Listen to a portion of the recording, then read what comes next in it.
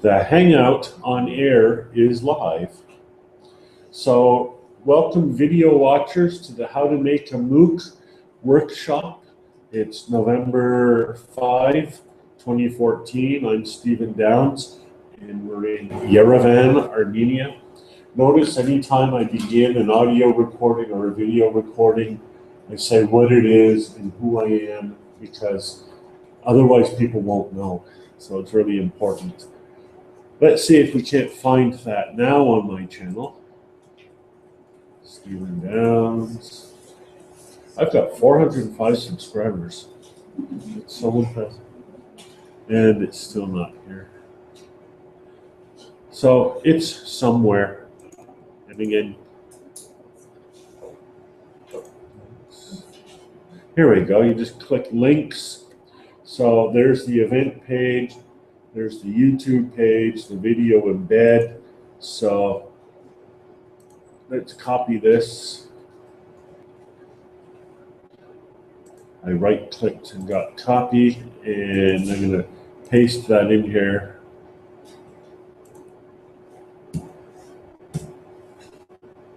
And let's feed back on ourselves.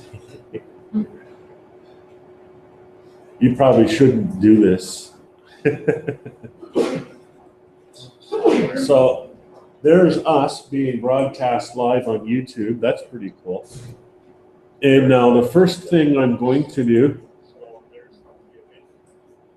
is I'm going to advertise it on Twitter, just in case there's anybody up and around and interested in following our workshop. So how many of you have Twitter accounts? One, two.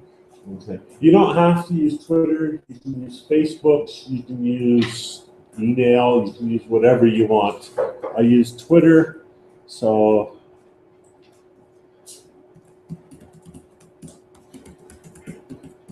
how to make a MOOC workshop from Yerevan.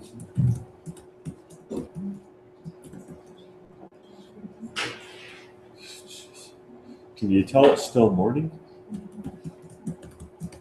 It already shows on your channel now, the live broadcast. Oh, it does. On my YouTube channel? Yeah. Excellent. That's what I like to hear.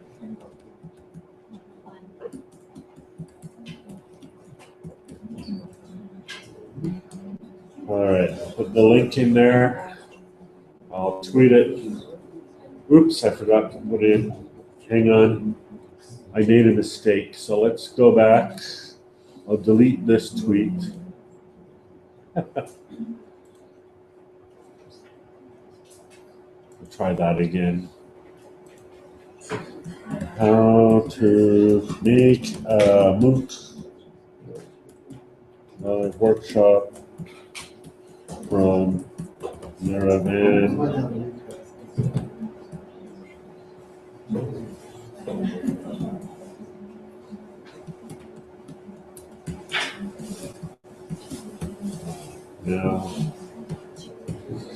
Now, the mistake I made is I forgot to give it a hashtag.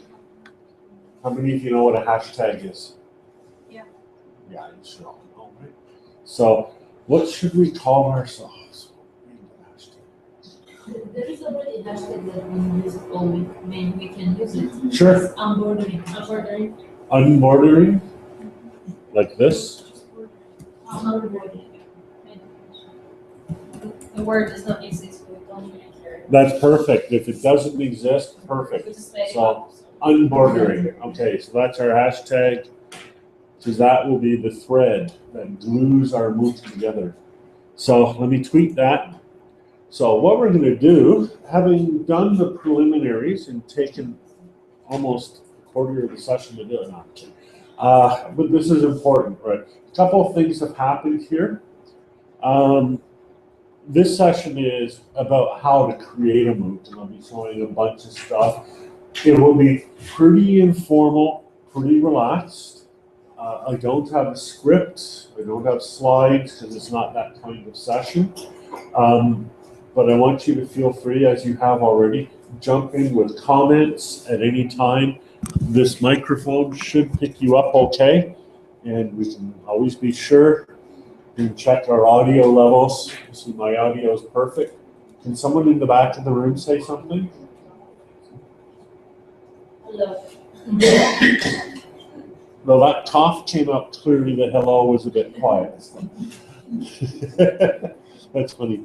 So that's the first bit. But the second bit is, and the reason why I started this way, it's about the MOOC philosophy. And this is really important. A traditional course, and even a lot of MOOCs, is about one person showing and telling, and then everybody else sitting back and listening. But what the MOOC is about is sharing, and most importantly, sharing the actual practice of what you do. So when I got here, I set up, and those of you who were here early, you saw me set up my my Audacity, and I did some microphone checks and made sure my camera was working and all of that. The idea here is, this is me setting up a session and sharing the setup of that with you so that you see all the different things. We solving problems on the fly, not always successfully, because it's not always successful. That's an important aspect of the MOOC. It's not, here's this perfect information, I'll give it to you. It's, we're in some sort of process together, and you're seeing me as just another participant. One with maybe a little more experience, but really just another participant. I really should attend to my video feed because, there we go, that's better. Sorry, video people. So, there we go. Yeah, because I need to make sure we have good video as well. Because people will watch this, like they'll watch it next week, they'll watch it next year, they'll watch it 20 years from now maybe, and we don't want to bore them, because if somebody 20 years from now is taking the time to watch our video, it's nice that it's nice. You see how important the quality of the audio and the video is, even right away here. See if we have any people yet. We have 4 viewers. Hi, 4 viewers online. Welcome to our MOOC session. So here's our room. So I'll start there. Not a bad little camera, is it? This is the first live broadcast I've tried with this camera. Oh, yeah? Oops. So, not the first live broadcast I've tried with a camera, but I got this one. Just, again, I got it for the audio recording, but the video is not bad either, although I see it adds 10 pounds. All right, so that's the setup. Now the next thing, I wonder if I can do this too. There we go.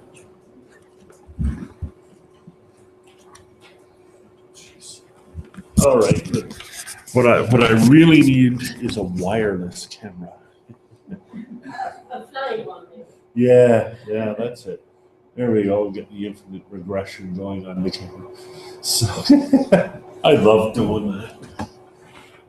Okay, so what I'm going to do now is hop into something called Grasshopper. So let's, oops. This is a MOOC that we ran a while back.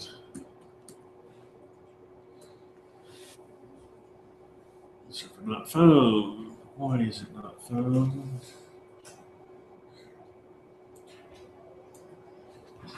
It's probably on my personal website.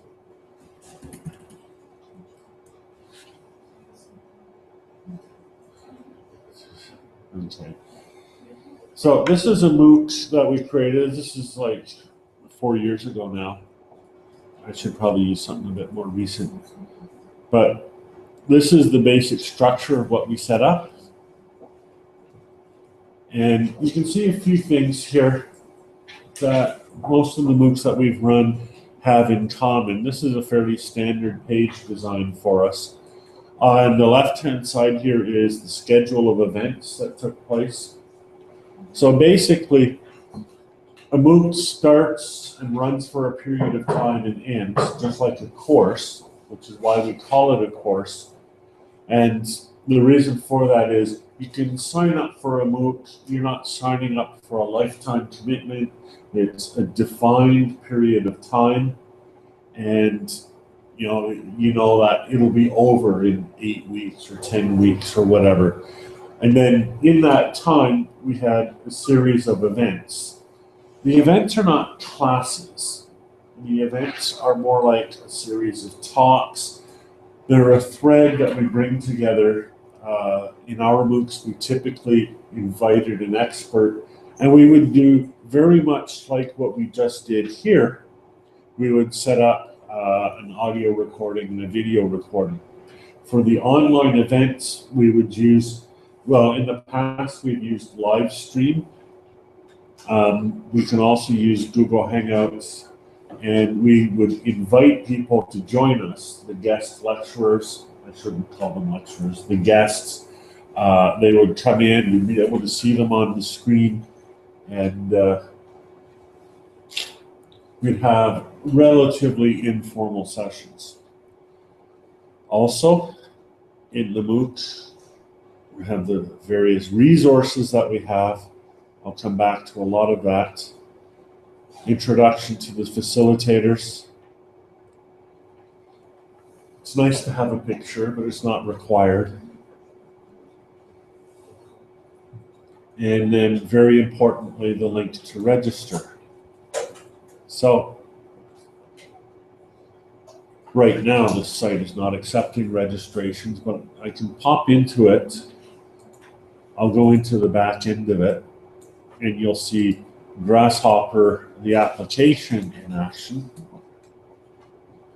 Now, one of the things here is that Grasshopper is open source software. You can download it, you can use it. It's not commercial grade software, so it's kind of hard to use, and most people aren't able to use it, which is really annoying. So what I'm going to do in this session is I'll talk about alternatives to all the different things that I do using Grasshopper. So for example, for the sign up, you can use something like Google Forms and collect people's signups.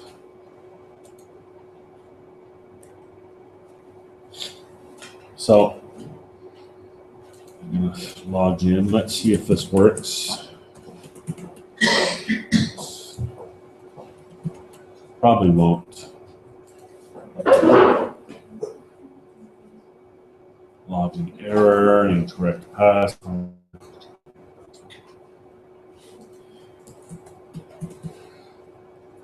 It is absolutely essential to have a password recovery facility.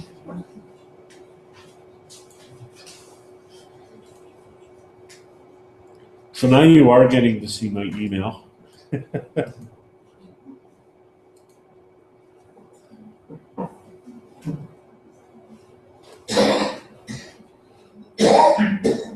I don't know where this thing is going to come in.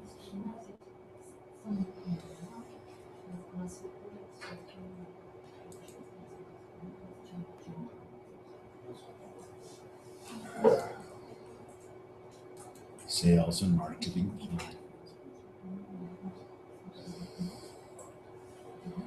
Oh, please don't say that.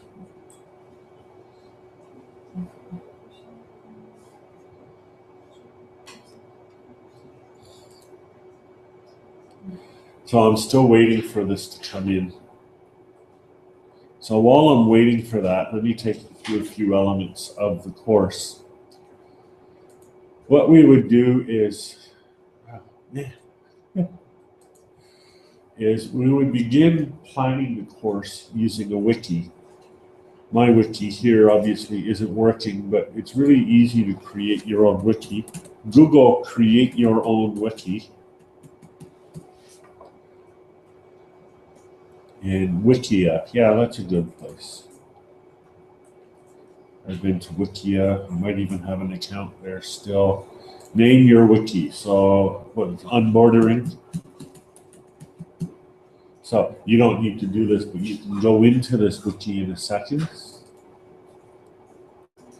I think I might have an account. We'll see. I have probably several thousand accounts. Let me just do this. Let's just sign up. I have thousands of accounts everywhere, all over the internet. I never remember what they are. Someone already has this username. Okay, that might be me. Seriously, that's got to change one day. All right, let's try this again. We need to fill in both boxes above. They are filled in. Okay, username Downs. We've established that. Let's see if that works. Nope.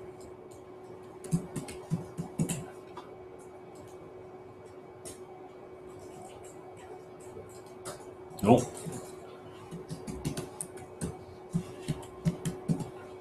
Might not be me.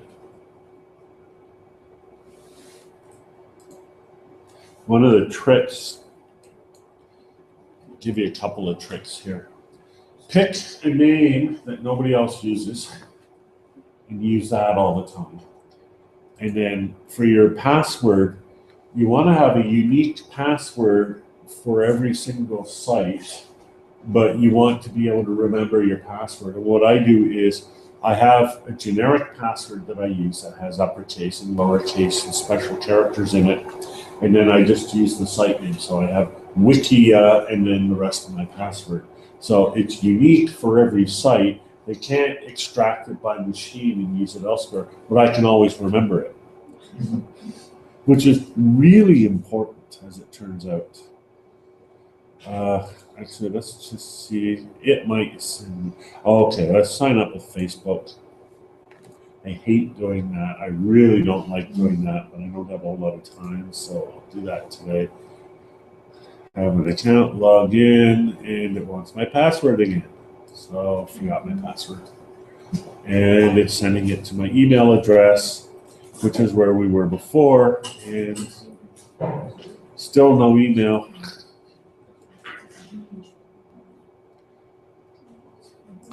So I don't know why my email isn't coming in.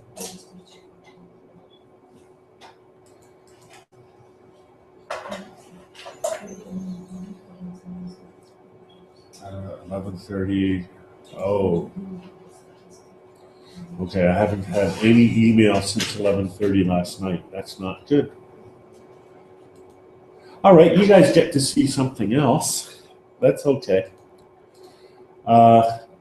Something I use that doesn't always work is called post flare. And post flare I use to filter my email for spam.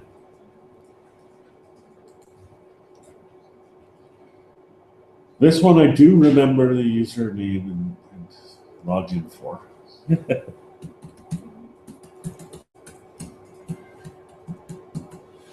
How's that for a password? It's post layer. And then, so what's happening is that post flare always work well with my email. Yeah. So here's where my email is.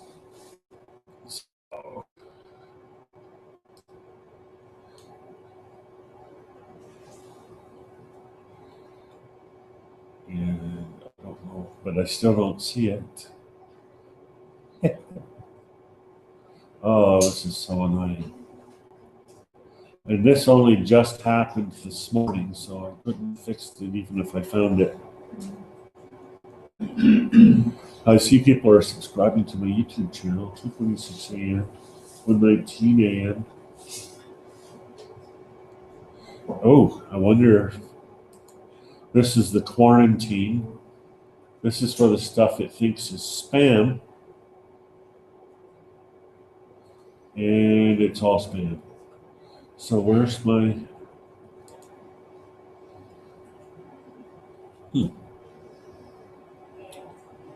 That is very annoying. All right. I'm sorry, this is getting bogged down. Like I said, sometimes you see the errors in action. So what I have to do, I think, is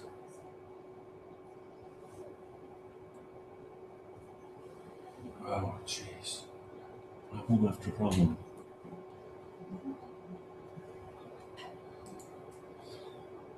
I'm looking for my there it is. What I'm doing now, you're seeing stuff now that isn't part of this session, but I'm trying to fix things on the fly here. This is PuTTY. It is an SSH with secure socket handling. This is the direct access to my server. And I'm logging in. And now I'm switching to administrator. And I'm rebooting my server. So hopefully that will free up my email logjam and I can get my passwords and then I can do some stuff.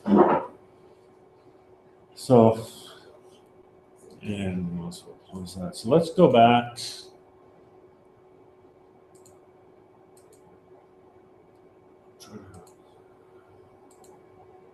Where did my wiki thing go? All right.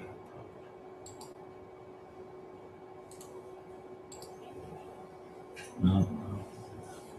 Facebook.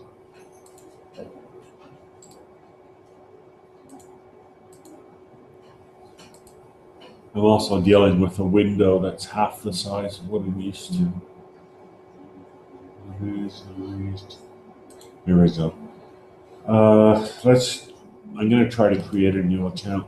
Oh no, it's going to send me an email to confirm. Email is great until it stops working.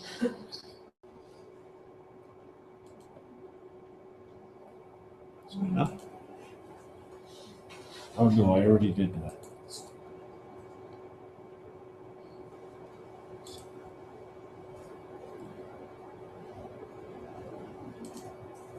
I'm just going to try to guess my password again.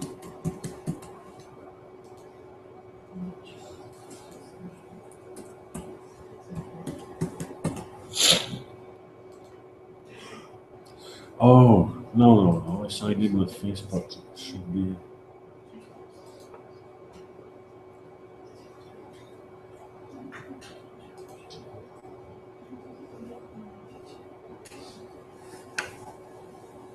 Finish signing up.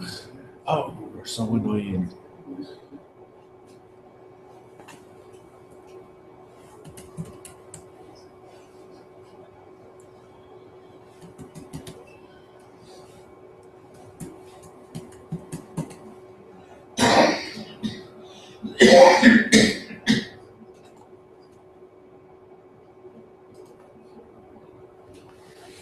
Yay.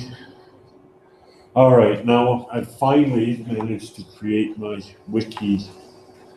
This is usually a very good program, and this is useful for any sort of collaborative enterprise that you have. So this is the start page of the onboarding wiki. That'll do for now. Select a hub category, other. Education, and we'll design the theme later if we need to. All right, so here we are. Onboarding wiki has been created, so everyone can go to onboarding wiki. It's probably, oh yeah, good. Onboarding.wiki www.wikia.com.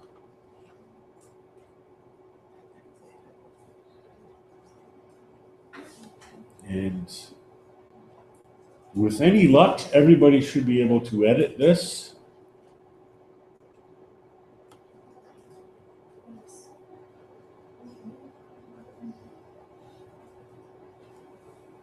Now, what we use these wiki pages for, because they're not really good for thousands and thousands of people, but when we're just planning a MOOC for the first time, we put what we think a good idea for the MOOC would be onto the wiki, and then people can come into that page, edit that page, and more or less collectively set out a structure for the wiki, or for the course.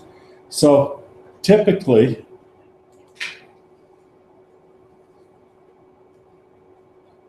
we have to wait for stuff to load. Loading the visual editor.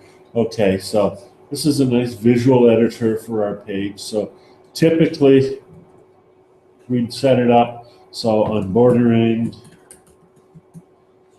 week 1, the borders.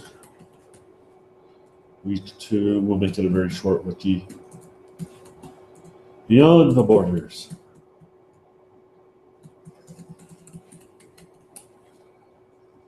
Publish.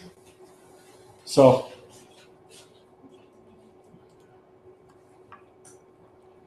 okay, there's my suggestion as the author of the MOOC, and then I would share this with other people and allow them to change this, and that will give us a structure. So the way I'll share it, we did it before. So we'll go back to Twitter. Again, you don't have to use Twitter. You can use Facebook.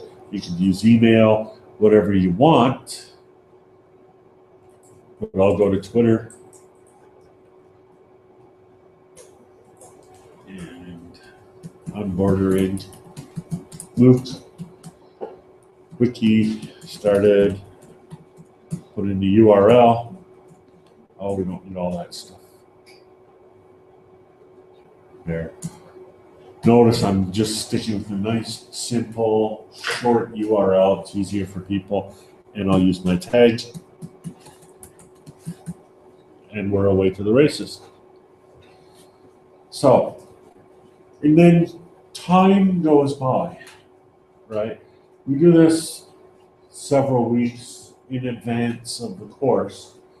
And we do it so that we can get a sense of what the course will look like. So people are going to make suggestions.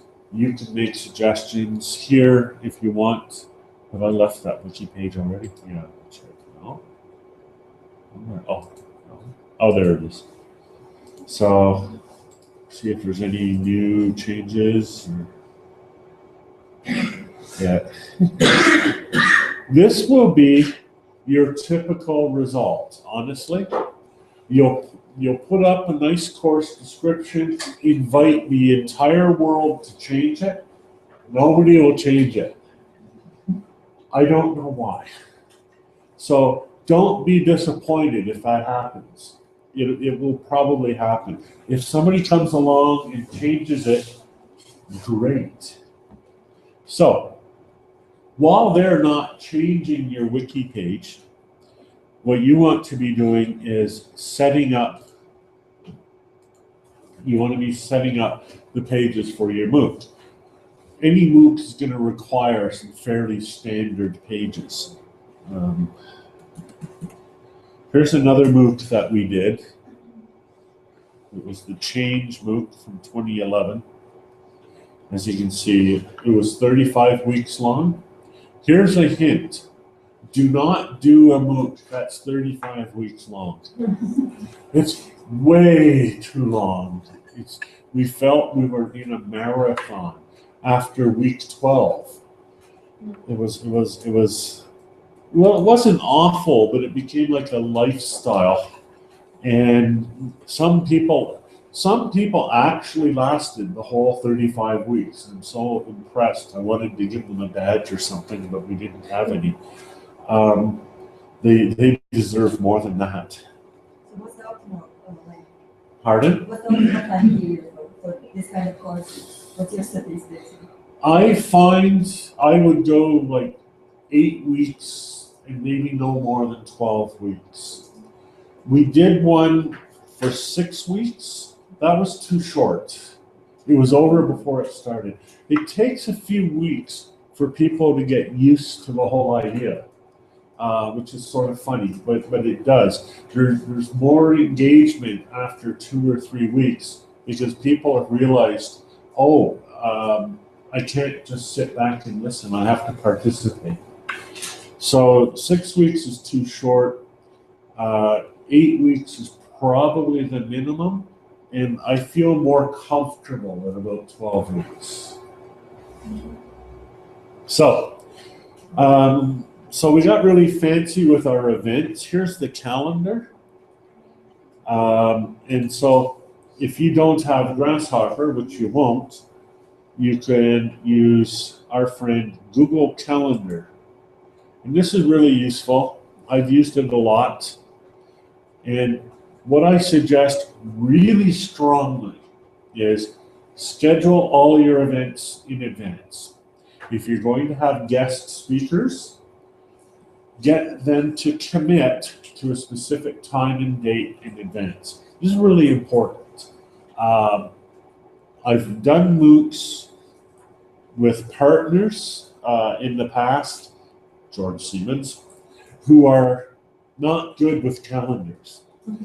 And so they would schedule the events at the last minute, and it would be a different time every week, and then they would wonder why we never had many people for our events. So my belief is in the events were at regular times. We had much better attendance at the events, and people could schedule their life around. We learned that there's actually a prime time for global events. I'm not sure what that would be in Yerevan, but it's 1 p.m. It's 1 p.m. Atlantic time. The idea here is to catch as much of the world as possible. And so you basically, 1 p.m. Atlantic time catches the whole world except Australia. But Australia is used to this. So, sorry, Australia, although they might be doing okay now because we're not really at an optimum time for the rest of the world. So, 1 p.m. Atlantic, that is typically about 8 p.m. here. And so, if you're running a MOOC from here in Yerevan, you want to do it in the evening so that you can catch people to the east of here, especially India and China. It won't be too late for them. But at 8 p.m. on the west coast of North America, San Francisco, Los Angeles, it'll be like 9 in the morning. And so they can attend your MOOC in the morning. So that really is the optimal time. So, go away. So, I'm going to back out of this. Again, we can have a different frequency of events. In our first MOOC, we had 2 events a week. We started having 3 events a week, and that was too much. So we settled on 2 events a week. On Wednesday, we had a guest speaker come in. We had our informal session. And then on Friday, we would have a MOOC wrap-up where the facilitators of the MOOC would have a conversation among themselves. That worked really well. We had MOOCs later on with just 1 event a week, and I found it wasn't as good. But that's just my taste, right? Your experience may vary. One thing I found really important with the events was instead of having one person get on and talk for a long time, having a conversation is much better. It's better because it's more interesting for the viewer. So right now, the people who are watching this on video, they're dying up there. We're down to one viewer. And so thank you, viewer, for hanging in there. So right now with this video, we're not doing a good MOOCs because it's more like a workshop, right?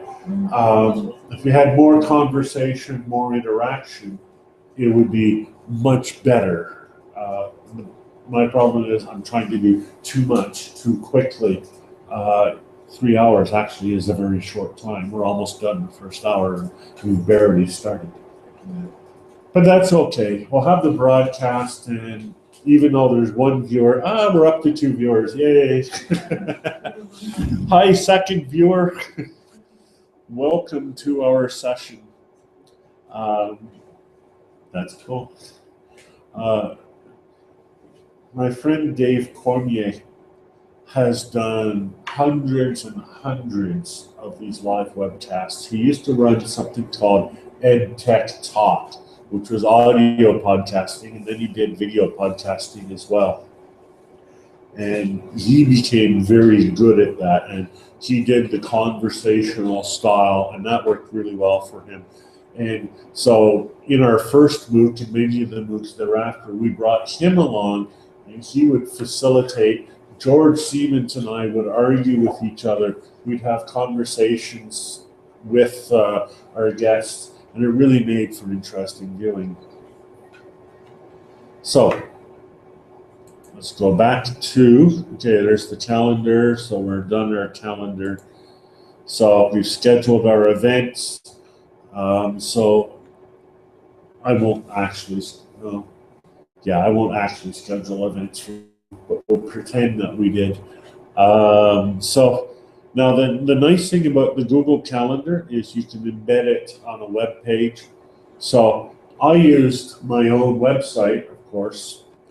You can use your own website to support your MOOC, or if you don't have your own website, I think this link works, sites.google.com.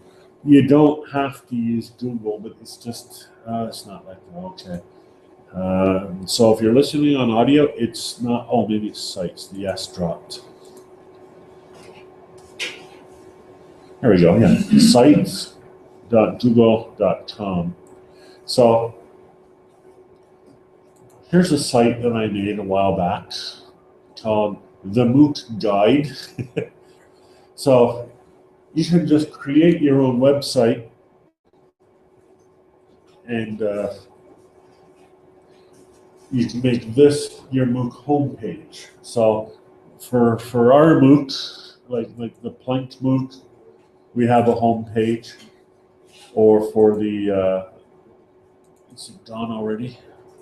The Change MOOC, yeah, oh, right.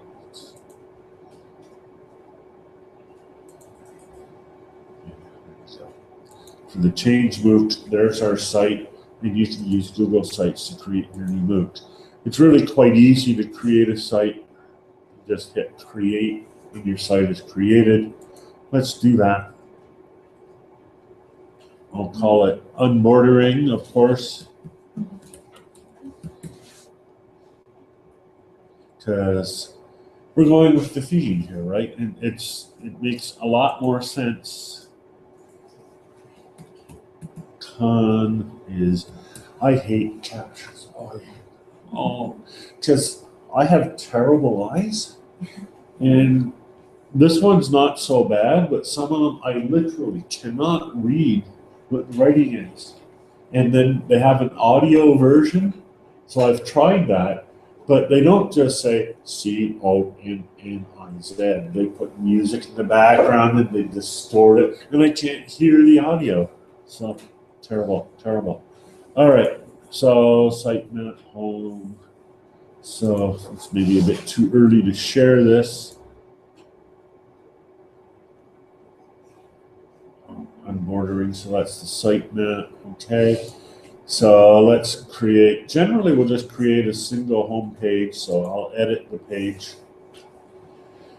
So what do we want to put on our site page? Well, we'll come back to this in a bit, but right away, let's get the tag up there so everyone knows what the tag is. And what else do we have? We have the calendar. So, oh, the wiki, right, I forgot the wiki. So let's get the wiki link in there. And you sort of see what I'm doing here, right? It's, I'm mixing and adding, okay, mixing and adding resources, and I'm taking care, here we go, so now that's a live link, to connect them together. Now, my calendar, do I even have my calendar available? Where was my calendar? Oh, I didn't create a calendar, that's all. I pretended I was going to create a calendar, but I used the change calendar, didn't I? Like I said, I have terrible eyes, and this screen right now is very small, so I'm having trouble with it.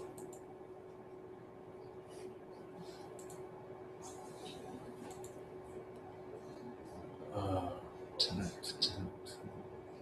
Oh, there it is. All right, so here's the calendar, and I'll click here to actually go to the calendar. Oops. I'm going to copy the link. No, do not. I wish websites would stop trying to tell me to do things because it's very annoying. So I'm going to go back to our wiki calendar, and I'll give it a link.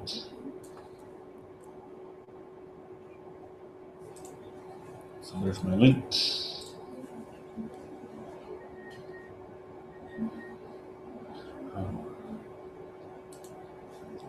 I was trying to give it a link, and what happened? Add or remove link. Okay. Sites page.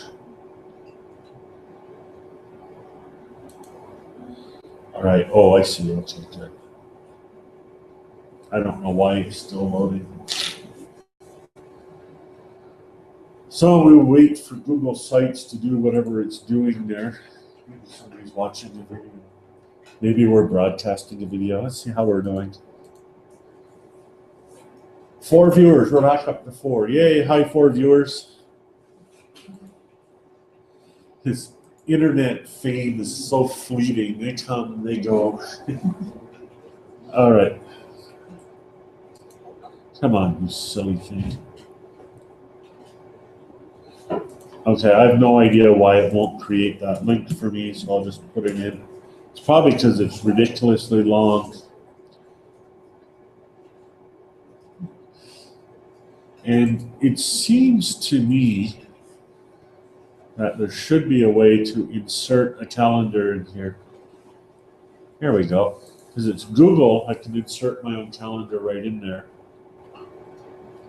So, and here's all the calendars that I've created. So create a calendar in Google Calendar and then add it here. So let's use the change 11 sessions. I'm cheating a bit. Save. All right, so let's get rid of that. All right. We'll save this. And so now we have our page. So it doesn't look beautiful, but it doesn't have to look beautiful. You can add themes and colors and all of that later on. But now we've got kind of the start to our course. Again, you can go to this, but what I'm going to do next is tweak the location of this because I'm sharing all the steps of creating the MOOC as I create the MOOC. You know, it's funny, people have different thinking about this. Some people don't want to share something until it's all finished, right? Because they think, well, people will see that I'm sharing this, they'll go to it, they'll think it's awful, and they'll never come back. But me, I have a different opinion. I want people to be able to share in the process of the creation as well. So I share right away. And people who know me now anyways, they know that the first version isn't going to be very good, but if you hang in there, it might get better. It doesn't always.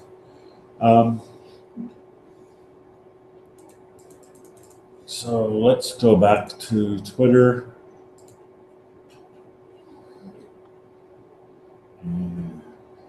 You notice it's funny because I'm tweeting to the world, right? Because you tweet to the world. As I add things to the MOOC, and then I tweet them, it's like advertising for the MOOC. And right now, people out there are thinking, hey, there's a MOOC being created, and people will probably try to sign up for it if they can. It'll be something of interest to them. So let's go home. MOOC page created. Remember.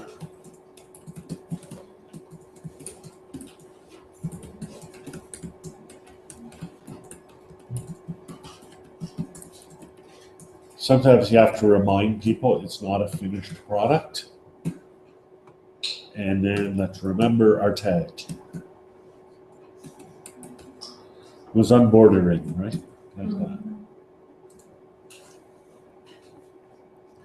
So this is pretty cool because now, and probably most of you know this already, but now if you search for unbordering, so there's the unbordering wiki started, etc. You have to select all. And Twitter has top and all. Top is not a very good selection in my view. All will give you the reverse chronological view.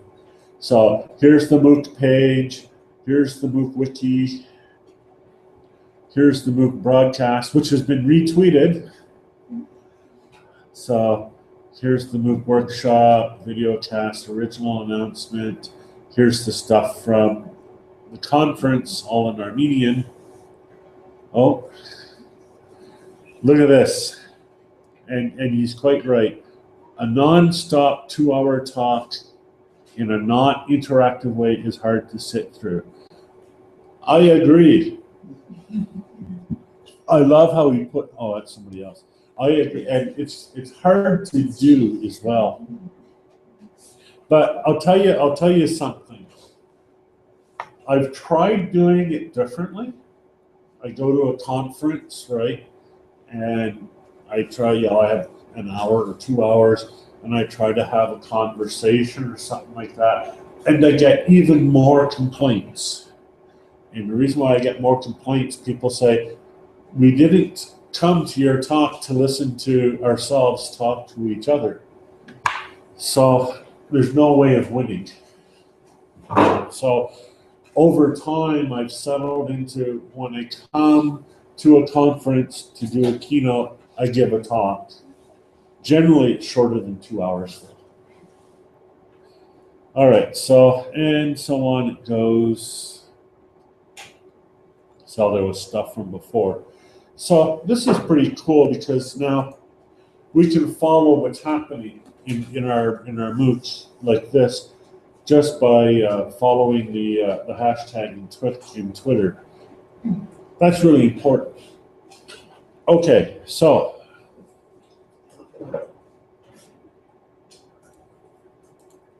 let's go back to, we're going to go back to, okay, I'm searching, here we go. So there are some typical pages in the MOOC. These pages here are really important. About this course, the outline, and how it works. About this course is generally really short. for us anyways. It's just a quick introduction, one paragraph to say what the course is about, the dates, the technologies used, etc. So I'm going to add that to the site. Is this our site? No, this is the wiki. Let's see if anybody's made any suggestions. 8 to 12 weeks. Very good. Oh,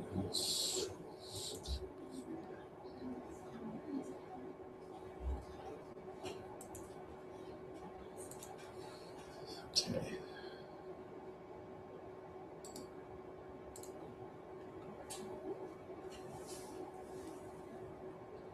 So that's good. It's a success. We've had one change. But now the Google Sites page. We don't want that anymore. Here we go. So let's add a page. There's a way to add a page. So edit. Oh, here. Actually, this is easier. I'll edit the page.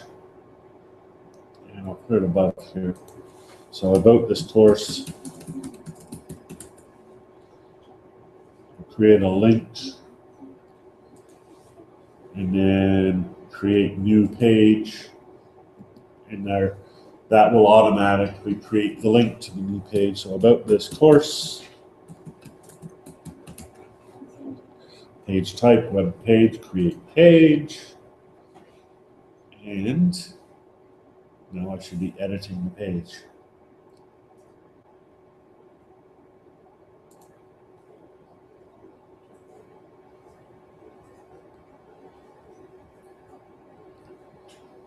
This is slow.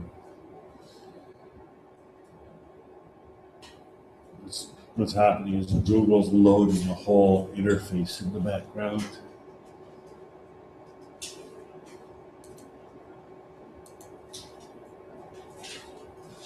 Right. Go to links. All right, so now we'll edit the page. Probably should edit the title.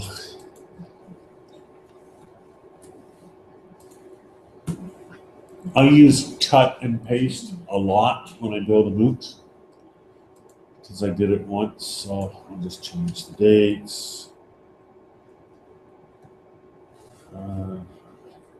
Technologies used, all the same, just me this time. And I'll save. Obviously, I'd take a little more time and care with it if I was doing it for real. Again, so there's my about page. Even more important than your about page is this page coming up. How it works. So I find that you have to explain how it works because people don't know. They come to your MOOC expecting a traditional course, and it's not a traditional course. You give them the ordinary stuff about login and password. We'll come back to that if that's necessary, even in our MOOC. It might not be. And then you tell them about the course. This is an unusual course. And then this page describes the methodology. And it's the methodology I talked about it during the keynote. Excuse me. I also talked about it during the workshop that I did on Sunday as well in the afternoon. Aggregate, remix, repurpose, and feed forward. And I'm trying to tell people several things. First of all, I'm telling them, you're not just receiving content. It's not even like this workshop where we're not really that interactive at this point. You're adding content rather than receiving content.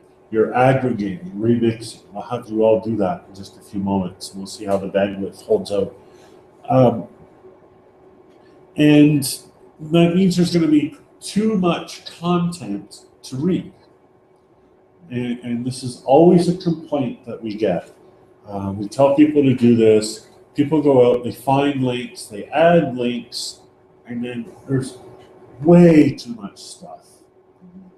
And then they say, well, I can't cover all of this material. And what I tell them is, you are not supposed to cover all the material. You are supposed to pick and choose the material that is interesting to you. And each person picks and chooses different material, a different combination of materials. And that gives each person a different perspective on the material. So here's one person's perspective. Let's use the video for this. Here's one person's perspective, here's another person's perspective, and then they mesh, and that's what creates the conversations. It's something that takes time. You have to go out, you have to find things. That's why it's really hard to do in a workshop like this. It'd be interesting to try to do a MOOC-like workshop. I'll have to think about how to do that. I think it would be chaotic. The closest that I can think of are the edgy camp or the bar camp type of things, but that's an aside. So you have to tell them about that. You have to tell them the methodology, and then you have to tell them how to do it. So let's take this, I'll take this, how this course works, and we'll add it to the site because it's really important. So we'll come back to the course. So this is the about this course. This is the home page. So I'm done with this page. I'll get rid of it. So just like before, how this course works. So and I'll add a link and I'll create a new page. Maybe that's what's been confusing it. Create a new page.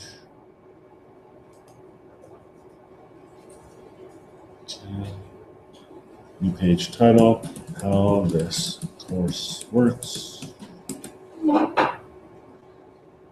Okay.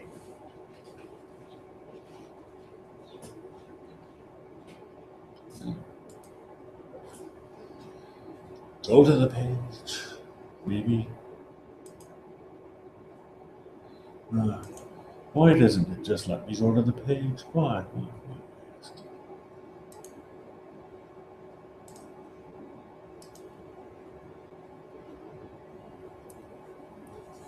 Edit. After like 2 or 3 pages, you get to be really fast at this. Paste. This, I don't need the title twice. So, and then you have to change all the links and that for your own course. And so we'll save it. And that's, we've added another page. If any, oh, right. So, this is public on the web. I can also share the authoring of this course, or of this page, as I recall.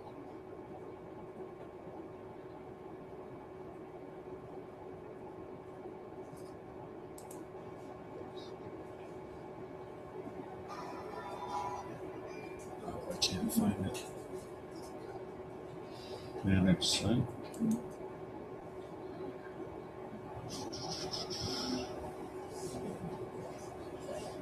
Sharing. And this is what I'll often do is anyone can find and view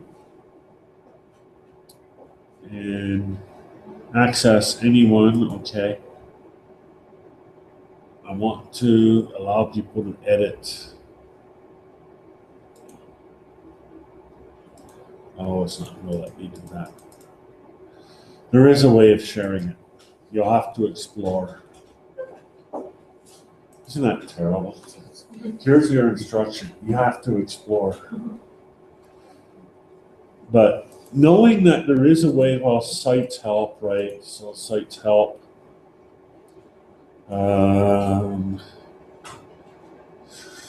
To the page.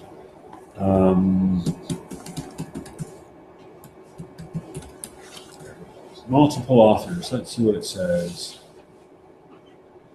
Nothing. More authors. Maybe page settings. Yeah. So you're thinking.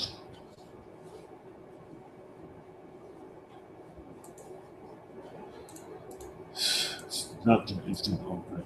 Oh, I think we're in settings.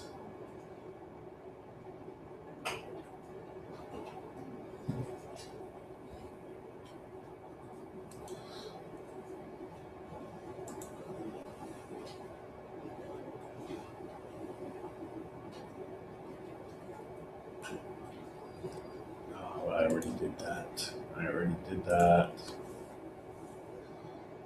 We recommend use user. All right, I'm not going to mess around trying to do that. There is a way to share authorship of your page, but the other person has to have an account. Oh, invite people.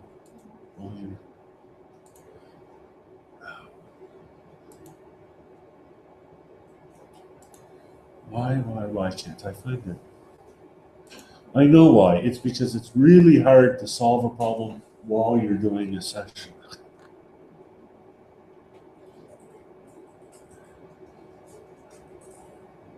No analytics.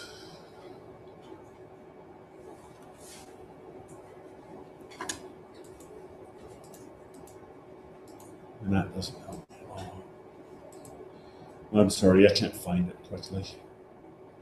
Did you want to share card?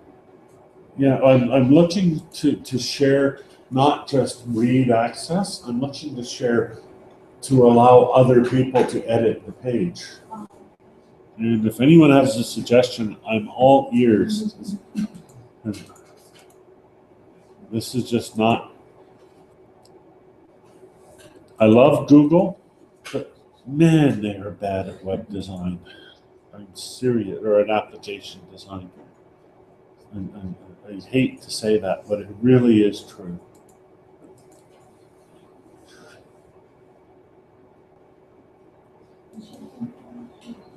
Gotta be right?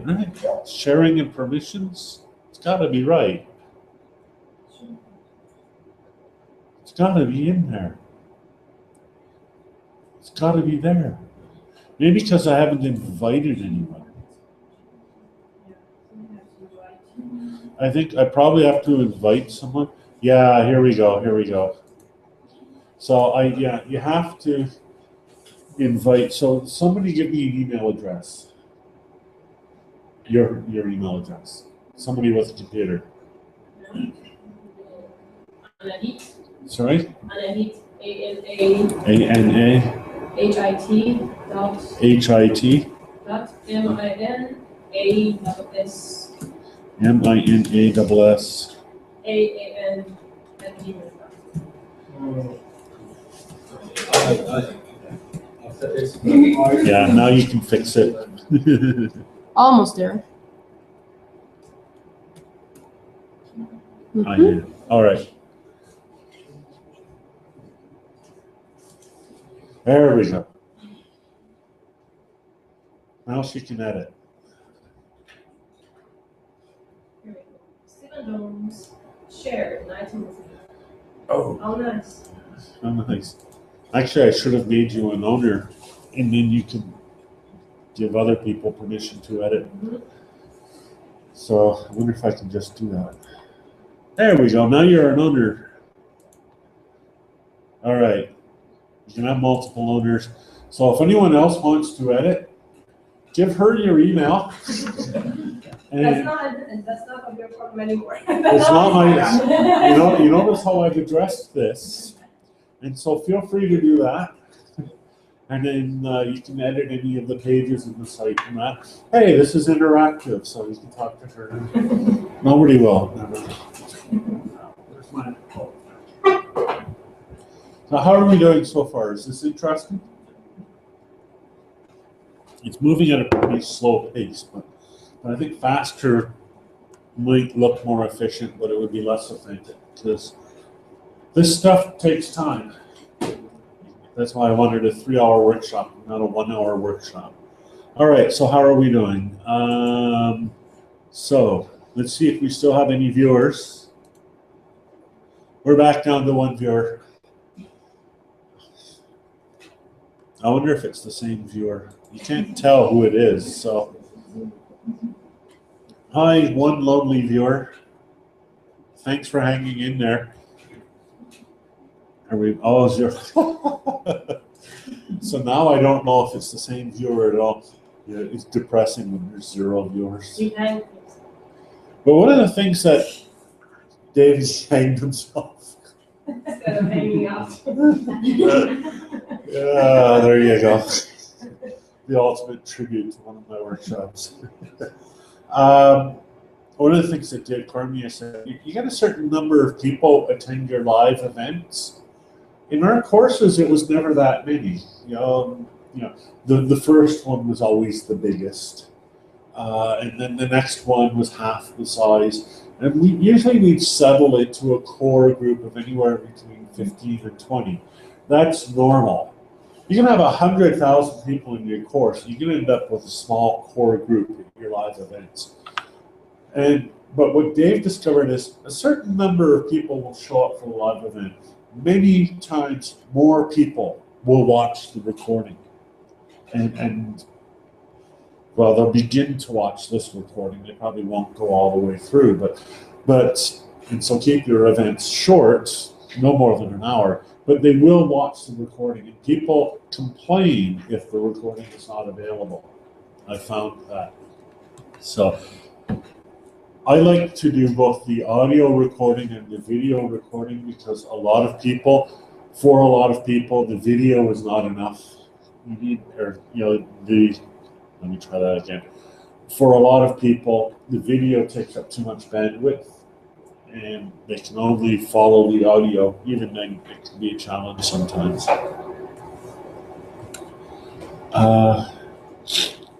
Sorry, I have a cold as well, which doesn't help. So this is the most important page. As you can see, and I'm not going to add all of these, although if you get editing permission, so here's the link that I'm using. It's change.mooc.ca/how.htm.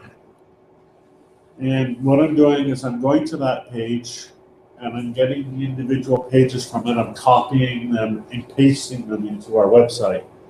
So now you can do that because I'm done creating pages. So there's the list of course facilitators with links to our web page. So there's me, George, and Dave. And that will have information about our web pages, will have information about our Twitter account or our Facebook account. I never put my telephone number online. You shouldn't either. So how it works. This page is important. It's important in 2 ways. First of all, you should talk about the privacy. And secondly, you should respect the privacy. So we do that. Talk about the website server logs. Website has links to other pages, and we can't be responsible, etc. Emailing lists. The website uses cookies, but only so you can log on. There are public forums, security, etc. This is a fairly standard set of privacy permissions. I just saw slide shares this morning. We just updated theirs, and it was very comprehensive. It looks nice, though. I liked it quite a bit. I don't think.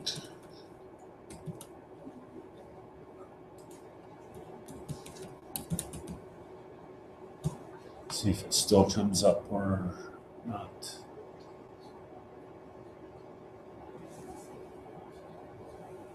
Nope, it's gone. But there was a little notice at the top, but now it knows I've read it and won't give it to me anymore. Let's go to the home page.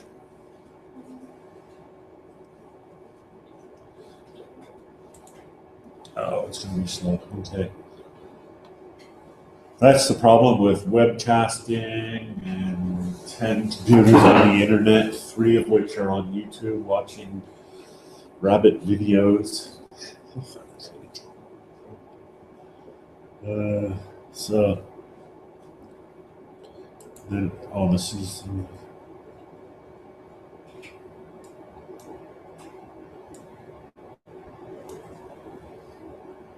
Privacy. So, as you know, pretty much every website has them. I like this way of doing it a lot. They have a nice, clear, plain language version on the left, and then the detailed information on the right. Being very clear about the information that's collected, how the information is used, the choices that you have. A lot of, things like European regulations and Canadian regulations, for example, say you have to provide people the opportunity, especially to be able to delete your information and close your account, etc. As well, with our course, we conducted research and we went through a research ethics process. That varies from place to place, country to country. For us, it was fairly rigorous.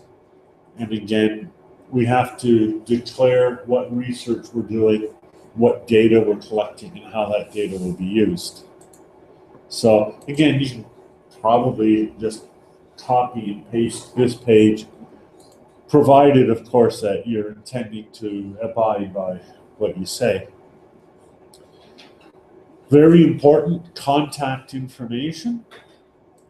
Doesn't need to be long, but it needs to be there. So here's a new result in our Twitter feed for unbundling. And TASA Foundation is not about the Courrier Yerevan about our forum. Okay. Oh, this is in the news about the forum. Okay. So that's cool.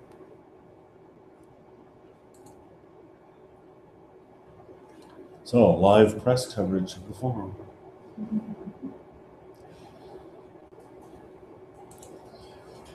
So someone can add that to the site if they want. All right, now, so that's kind of the basic setup, but really all we've done is we've created almost a typical traditional course page, right? Really just kind of boring still. It's okay, you can say that. But now the fun part comes in when people create their own accounts. Now, I'm not sure how we'll do this.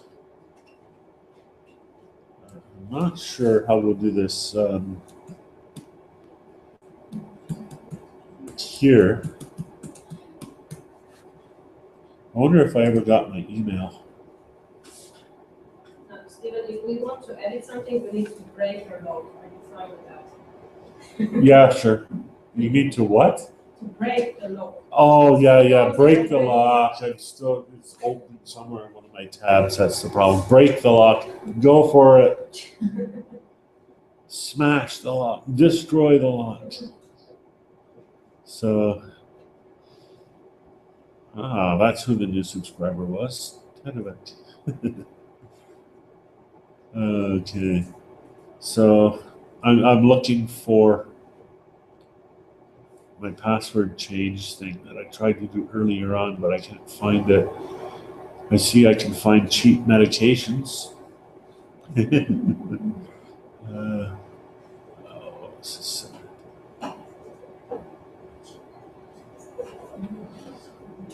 Wow.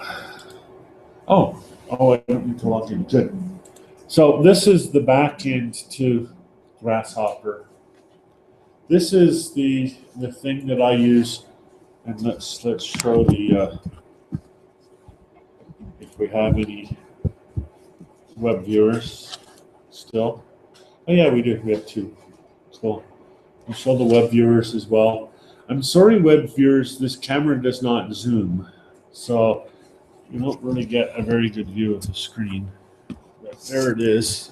Oops. There we go. I can make it dark. Okay. So, all right. So this is the administration screen for Grasshopper. And what I do is I have people sign up. So here's a list of people. And there they are. And I'm not going to linger on them because their emails are there and I don't want to show that. But I also have a list of feeds. So the way we do this in Grasshopper is we ask each person in the course, and we get maybe 5 to 10% of them actually do this, to create their own blog or use their own existing blog or Flickr or Delicious or any other web service, pretty much any other. Some of them, they don't work, but almost everything does, that can generate an RSS feed. So what won't work really is a wiki page, because a wiki doesn't generate useful RSS. But any blog site will, photo site will, YouTube will. The RSS is signified by this symbol here. Here's a neat little trick, because if you're in Firefox, the symbol isn't here by default. They took it out, which is terrible. And I'll say that. So what you have to do is right-click on your menu bar, and then click Customize, and you get all of these options. So I add blocks, private window, new window, full screen, right? And so things can be taken out and put in. Subscribe is one of these options. And I always put it in. So where any page that I go to, I can very quickly find the RSS feed. So it's really, when Firefox used to just show it by default, and then they took it out. It's very annoying because now it's really confusing to people. So let's go to any website in the world, like my blog. So here's my blog. And it will come up here in just a second. So this is on Blogger. The same works for WordPress. Now when I click my RSS icon, I can look at the add-on feed or the RSS feed. They're basically the same thing. They're just slightly different formats. So I've selected the RSS. This is the RSS feed. It looks like a badly designed web page, right? The idea is you can subscribe to these feeds. You can choose a desktop application if you have any. You can choose live bookmarks, which will put it into your Firefox bookmarks or my Yahoo, etc. And interestingly, I always like to show people the source. So here's the source. And it's a bit of a mess. But really, it's nothing more than basic XML. And it really does look like a mess, doesn't it? It's because it doesn't have the line feeds.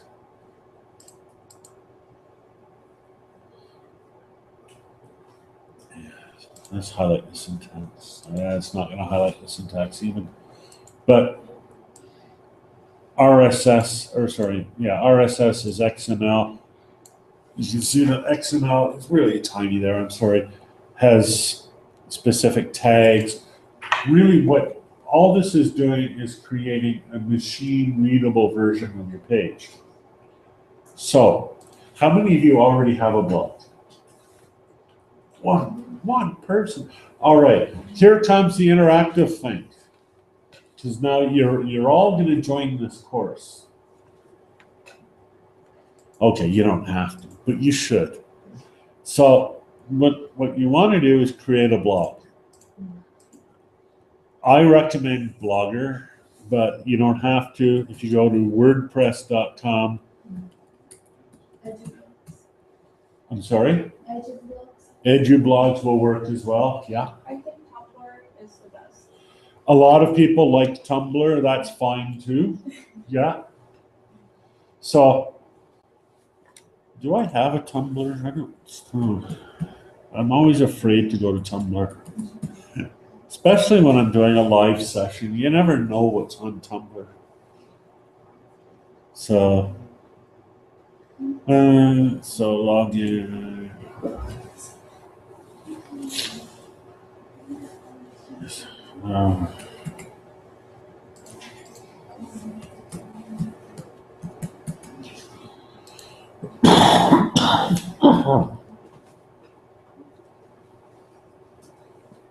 Yay.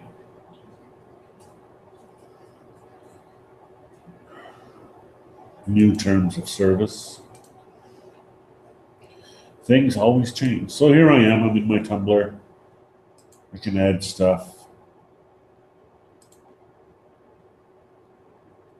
Choose up to 10 photos. Can I just take one? Okay.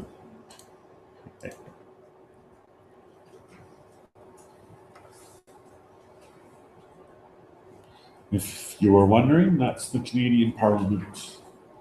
That's where our government is. I'll post it. It will make no sense, but it's Tumblr, so it'll fit right in. And so, where is my Tumblr? Oh, down this.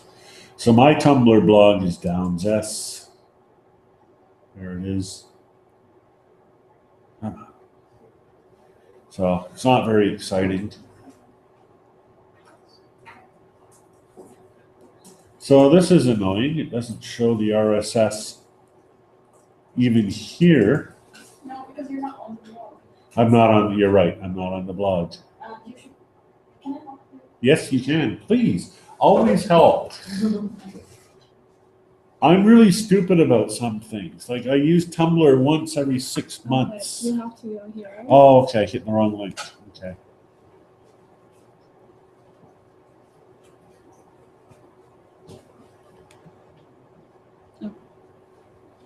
Just use the mouse. Okay. There we go. Here, this is your blog. Right. And the RSS should come up. Now it'll come up. All right, perfect. So here's my very boring demo photo upload 1 year ago.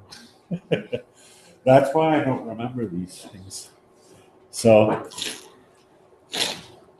anyhow, okay, so, and there's my RSS. So create a blog, WordPress, Tumblr, whatever. Now, what will we do with our RSS? In Grasshopper, I just have you submit it. I have a page, and you can see the. Let's get rid of these. I'm not using them.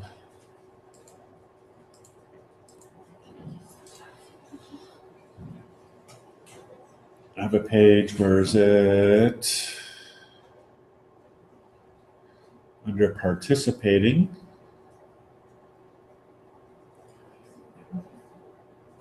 Add a new blog feed. And so here it says share an RSS feed. This is another one of these pages to copy and put into our site, right? Because we need to show people. You have to show people how to do this. I guarantee you. And so the main thing is the RSS URL, and that's wrong. But so you would take the RSS, where'd it go? And it's actually really simple, right? downs.tumblr.com/RSS. You'll find a lot of these RSS addresses are very standard like that. And typically I add it here and we're done. But you don't have Grasshopper. What are we going to do? That's a problem. So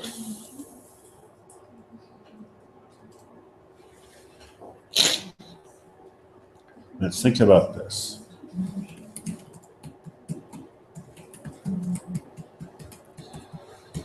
What I want to do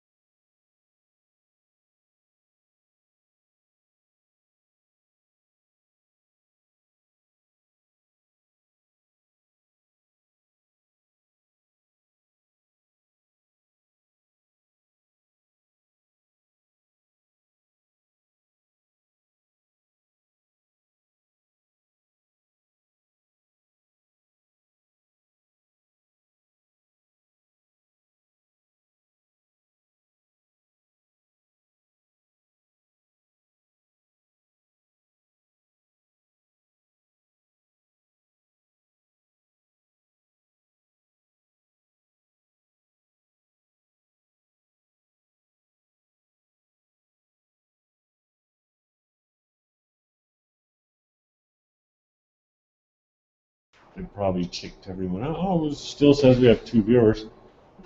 We're back. I hope it's still the same broadcast. It looks like it is. Okay. And how's the audio doing? Audio didn't even slow down. Okay. All right. Okay, where was I? Oh, yeah. So I was searching for, what I want to do is make what is called an OPML file. So what OPML is, it stands for Outline Processor Markup Language. It was created by a guy called Dave Weiner, who was also one of the creators of RSS. And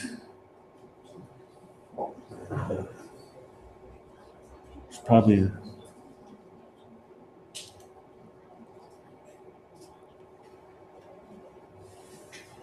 I don't think there's going to be an easy way to do it.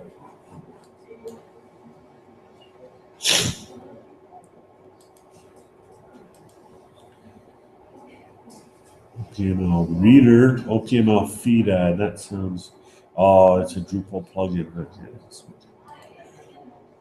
Okay, so what we're going to have to do is set up some process, and I'm open to ideas from anyone, of collecting and sharing these RSS feed URLs. Like I say, on Grasshopper, I just have people submit them to the form. But I don't have Grasshopper. What am I going to do? Any ideas? What would you do if you had to collect, say, email addresses or The Google form? Google Form might work? Yeah, let's try that. So what's that? Forms.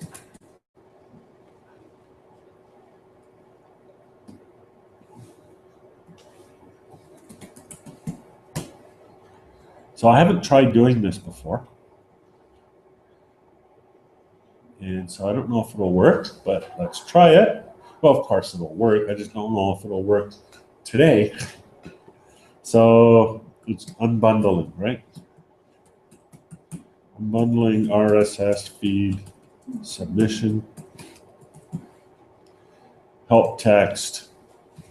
Please enter your RSS feed. And we want text. Their answer. Let's make it required. Done. We could have made that longer, but okay. Information page. Send form. Okay. Let's use a short URL. Okay, good. Embed, that's nice. Okay, I'm going to copy that. All right. So now that's the embed. I'm going to go back to, oh, this is probably going to be even easier, isn't it? Let's go back to our course page. Is this our course page? No, that's the wiki. Let's see if anybody's changed anything in the wiki. And nope. I'm going to give up on that for now because nobody ever changes anything. So, is this our homepage? Yes, it is. Oh, it's sharing sites. Okay. I'm going to edit the page. Edit the page, edit. Where are you?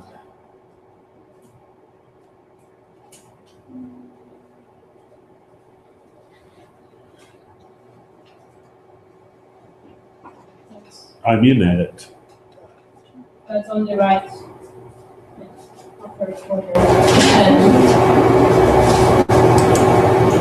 Oh, right. Never You mind. need to- No. I don't want to because I'll wipe out all your changes. Let's not do that. So how am I going to get out of here? Home, unbordering.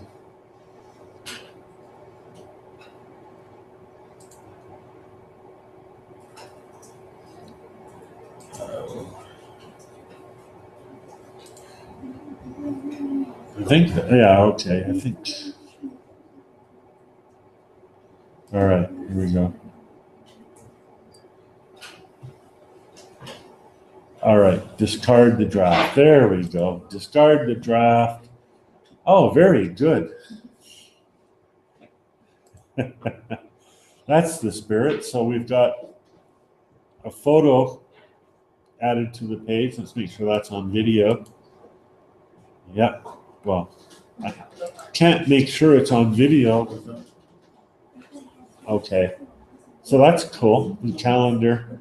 And now I want to put the submission forms. Is there somebody editing it right now? Because I want to point you out. Just put me out. Okay. Where's edit? Okay. So you remember, now, let's see. Other things. Oh, I can just use HTML. So I'll look at the I copied the embed code for the sign up. Now I can just paste it in here, or I'll bet you there's probably a way of inserting the form directly, isn't there? Where?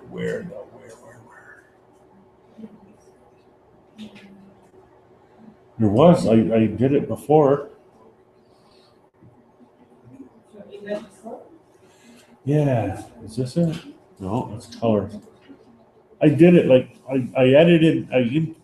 How did I insert the calendar? Does anyone remember? Maybe insert? Insert. Ah, right. Very good. Insert form. I'm looking for it.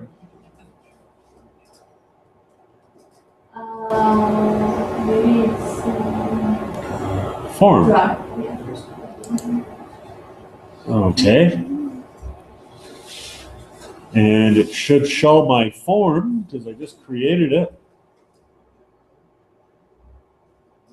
Oh, look at all these forms. I didn't create those. And untitled form. Yeah, that's the one I just created, I guess. Select. Include title. RSS feed. We don't need 600 pixels.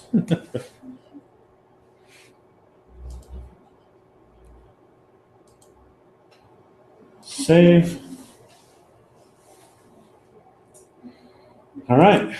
Submit your RSS feed. I guess I could have given it a bit more height, but nonetheless, there we go. So now we have a way for people to create their blogs, right? And we've given them instructions, I hope, on how to do that. And then to find their RSS feed and then submit it. So here's my Tumblr RRS. I'm going to copy that. I'm going to submit it to our course.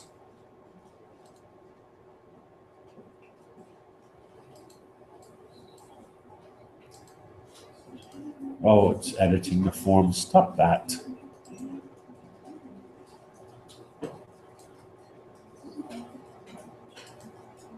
Oh, that's really annoying. Google is sometimes so... Right, here we go. I'm going to enter my RRS feed, hit submit, and I'm done. So, this is the key. This is the thing that makes it a connectivist course rather than just a course.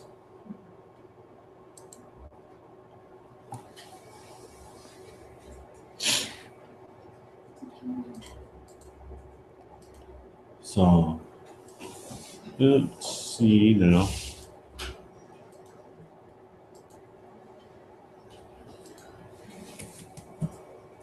I'm going to go look at my form. That's not what I wanted.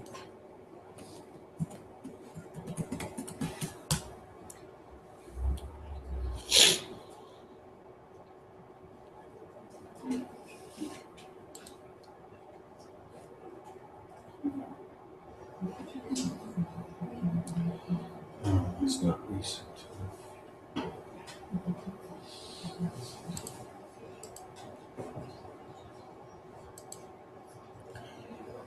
I'm assuming my form is in my Drive account, but maybe it's not that easy to find. So I'll just go directly into forms.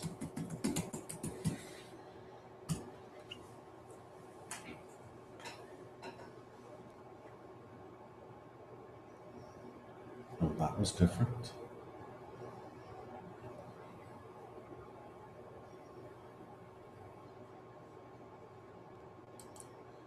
Okay, view responses.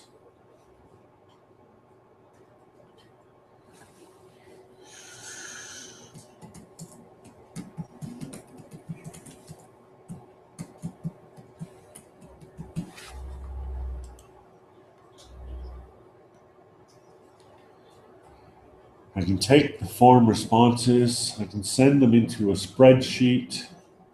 Always create a new yeah, let's do that. What would be really cool, and I don't know how to do this, but would be to take the form input and output it to an OPML file. I'll leave that as an exercise for you. That's an awful thing to do, isn't it? So, all right. Let's have a look at the responses. And nothing? Don't say nothing. I know there's at least one. Oh, it's working. Okay. Works like the wind. And it's still nothing.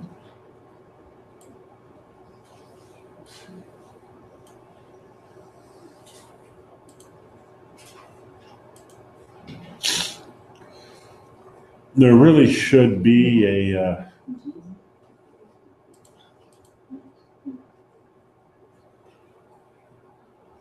I think you just created another photo. You should check again in your drive. yeah. Yeah, I think you're right.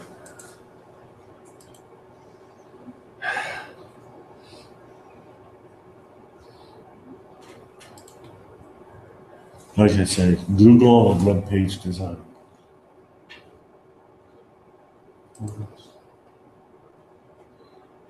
Come on, guys. I don't want this. I want my form that I created.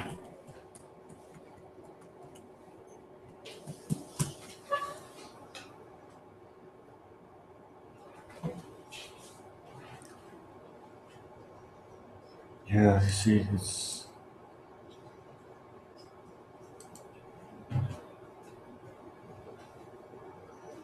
Open, maybe. oops. Just a second to open where? On the file, yeah, on the left. Yeah, open. Very good. And type the name, maybe untitled document. It will let me.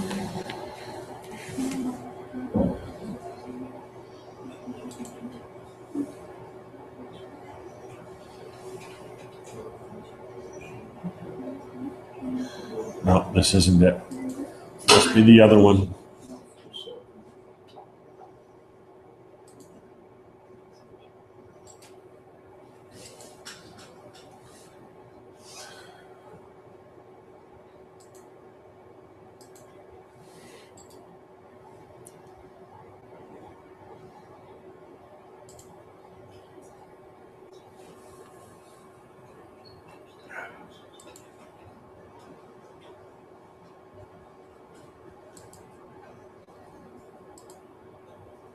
Open.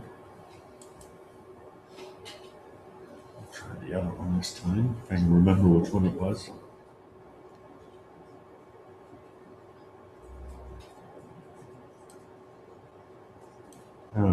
Here we go. RSS submission. There we go. View responses. Please be right. Please be right.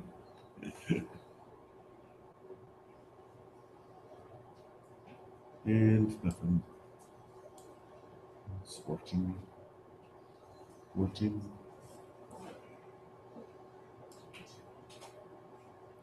Obviously, you have to work with this a little bit to figure it out. I think the one that you embedded in the website was not named this way. It was just Yeah. named untitled. You're So probably right. Yeah, I think you're right. I think I keep creating new forms by accident. Maybe, I don't know, I've got 2 RSS submission. How does that work?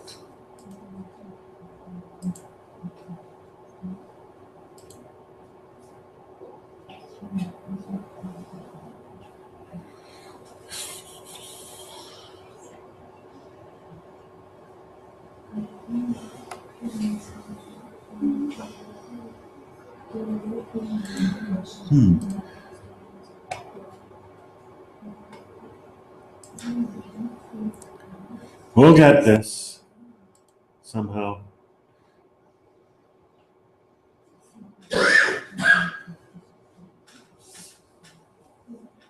Yeah. Is this the only way, by the way, to just create a MOOC course, like Google Slides or personal, right? This is what you recommend. Pretty much, yeah. That's why there aren't that many of them. Yeah, like free space, free. I'm sorry? Other than that, like are there any paid spaces or you can pay for something on free? Not yet. No, I'm sure there will be at some point. Yeah. You can make, more traditional courses online. You can use Moodle, like Moodle names or something like that. But for a MOOC, it really is sort of still build your own. as you could say, I'm not really very used to. I'm not used to using Google Forms, so I'm struggling with this part. This is normal. It's very neat, Google Forms. Yeah, so it's, but yeah, really, I should correct myself. Is it Alan Levine? There's a bunch of people have also used WordPress, and they use a plugin to for the RRS feeds. I believe it's called Buggy Press. I haven't used that, and so I don't know how it works, but they use that as well. And what I don't know is how they're collecting their RRS feeds. Right. That really is a tricky part. If nothing else, get people to send them to you by email, or get them to add them to a wiki, or get them to tweet their RRS feed with the hashtag. The main thing here is you're trying to collect this piece of information from everybody. It's a tricky thing. Once you get this single piece of information, you're great. But collecting this piece of information isn't always the easiest thing in the world. All right, so I was trying this. So if you have people already that go and submit it, then you would get the responses part. Yeah. You probably insert this stuff in. If it was all working correctly. It's probably this one, probably this. I noticed that it was blocking a pop-up, so I'm wondering, and this is why I'm trying yet again. See, it says option 1, so this can't be right because it's multiple choice, but I didn't add a multiple choice. I very deliberately didn't. So you got to be really careful about titling your form. So I wonder. And then, of course, and the back button never works on this. So you can't just back up.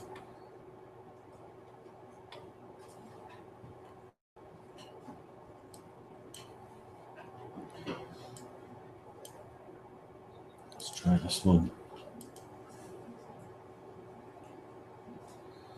And it doesn't help that the list of forms changes every time I look at it. Yeah, this one. There's got to be this. There we go. This is it. All right. Response is 1.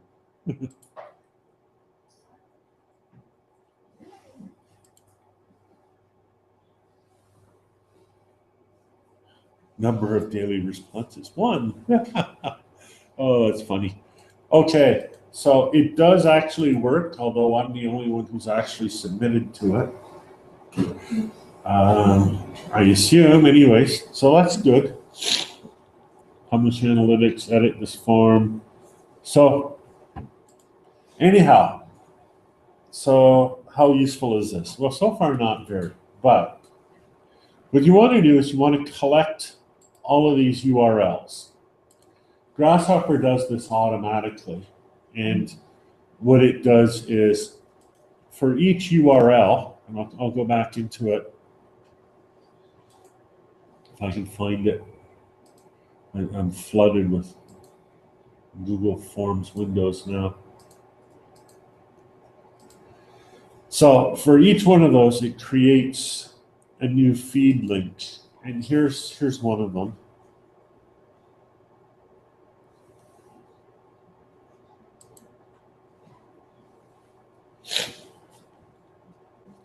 And it's going to be slow again. I'm hoping that's the local internet and not my website. There we go. So here's the link. This is the link to the RRS. Here's the link to the HTML. Here's the title. What's really cool about this is people in a MOOC typically create their blogs in their own language. And I like that. And we've had blogs in many different languages in the MOOCs that we've done over the years. And we just send them all through because you can read translated versions And people can have, you can read blogs from many different languages or only your one language or whatever.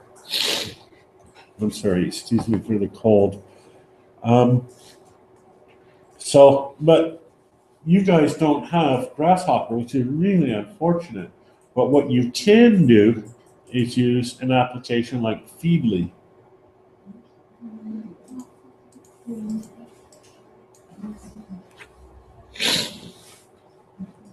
So,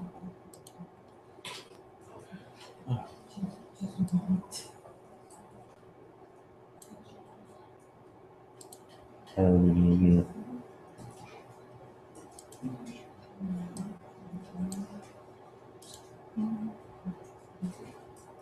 This space remains for recording, 4 hours and 36 minutes. Good. Just checking. Because Firefox has decided to freeze on me. Just because it knows I'm presenting, right? So what Feedly is an RRS reader. And if you create an account in Feedly, you can, it'll come up with a blank version of this screen. And you just click Add Content. I'm going to click Add Content. I can put the URL of my RRS feed in here. Or Feedly's pretty smart. It's a bit smarter than Grasshopper in this way. You can just put the HTML address. It'll still work. Because Feedly knows how to look up the RRS address of a web page, just in the same way that my browser does. Feedly also knows how to do that. It's a reasonably simple script that I should write, but I haven't written it yet. So I select this. Here it is, Downs One Reader. Somebody's already subscribed. I'm impressed. So here's the RRS from my Tumblr blog. So now what I've got is a way of reading the contributions that everybody is contributing to the course. So far, so good. So I don't know if I have more people yet. If you've created a blog or something like that, a Tumblr, whatever, you should add it. Go to the course homepage, which remember is here, and submit your RRS feed. So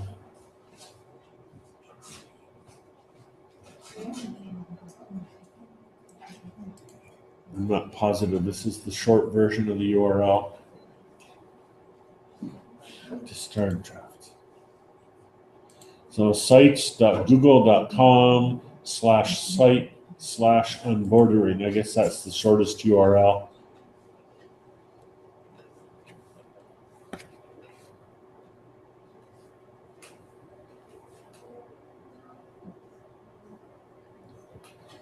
Where are we going? 4:13. Less than an hour to go. Can we finish on time? The crowd is on the edge of its seat.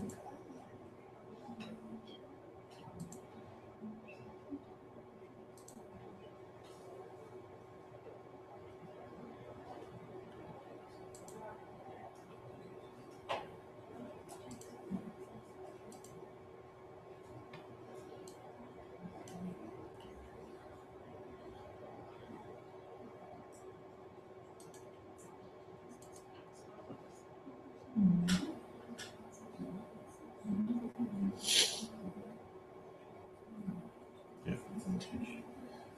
Still only one response.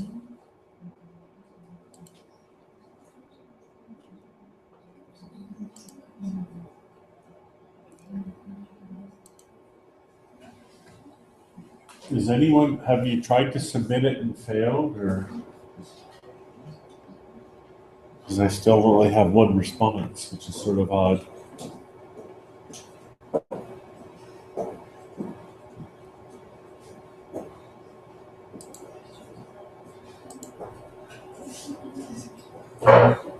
Is it trouble finding the website? Could you please make it? Yeah. Yeah, it's not a short URL, is it?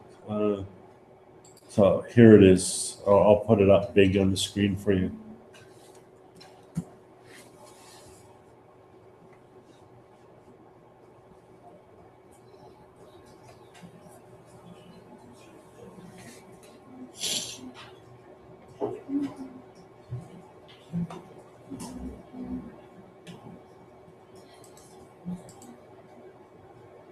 And while I'm waiting, let's go to Twitter and see if anybody's tweeted about our course.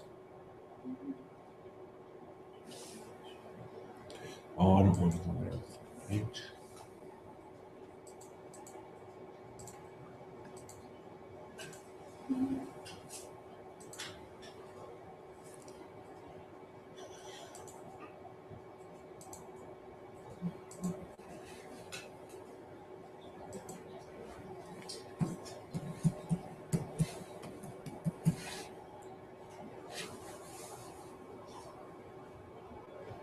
Nope. Oh, wait, that's top tweets, isn't it? Maybe it isn't. No, that's my personal tweets. What's going on here? Unbordering. There we go. All right, nothing new.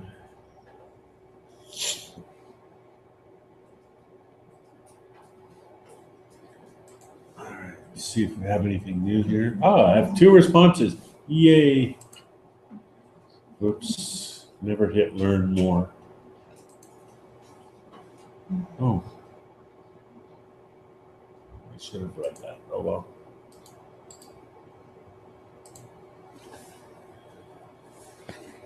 Right, so who wins? Prabrahamian. Is that someone here? Aha. The winner. Okay.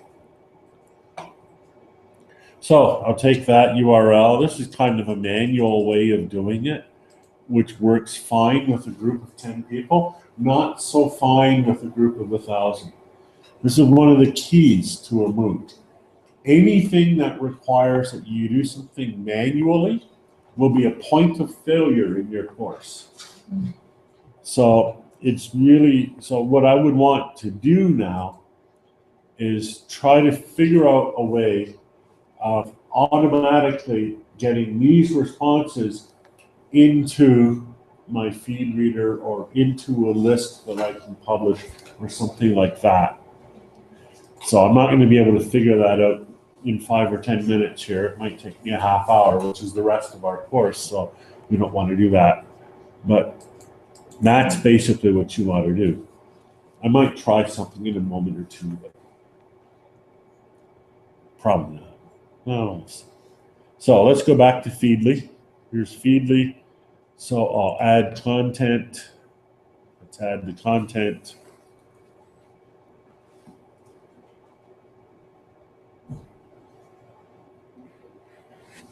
And have you created any posts yet? Not yet. Oh, yeah, you might as well, because otherwise there's nothing to read. Okay. So yeah, that'd be good. I just created the blog, that's why. And when you create the post, and this is the instruction that you want to give participants, especially those that use their existing blog, because a lot of people, they already have a blog. Tell them, use the course tag in the post. I tell them just to put it in the body of the post, and that's usually good enough. So, and the reason for that is, if you use the tag in the post, I can use the tag to search in Feedly. Now, of course, nobody's used the tag, so I have no matching results. But, or not, and it's also wrong. It's On board. there's still no matching results. But that's because I didn't use the tag. If I added another Tumblr post with a tag, that would probably work. So, oh, I've totally forgotten how to add a post.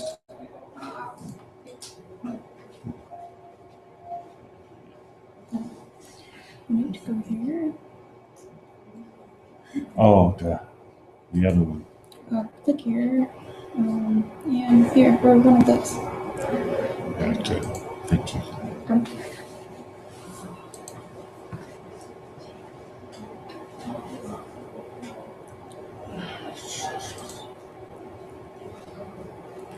So let's pick another image. I don't know what that is, but how bad could it be?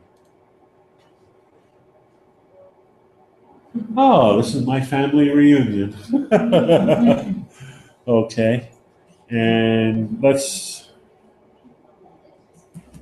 is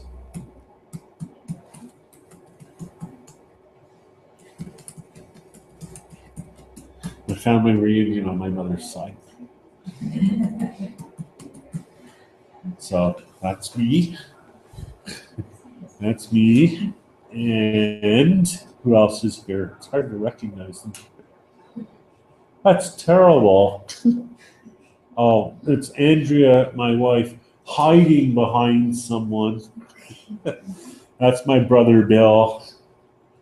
And where's... Oh, that's Bill's wife, Shirley. I can't find my mother, which is really funny because I always say, you know, when you recognize somebody, you can't not recognize them. And now I can't find her. There she is. That's my mother. Very tiny. Anyhow, so that was fun. Let's post that.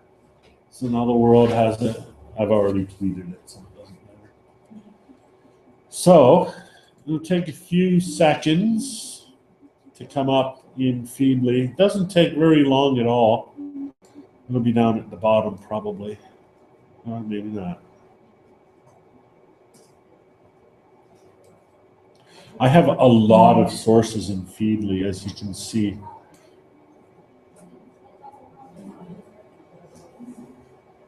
So, okay, let's try now. Nope. All right, it'll take a few seconds anyways to load, so I'm not going to rush it. So, add your blog, create a post, and be sure to use the unbundling tag, unbordering tag. So, have we got more? Let's see if we got more people yet.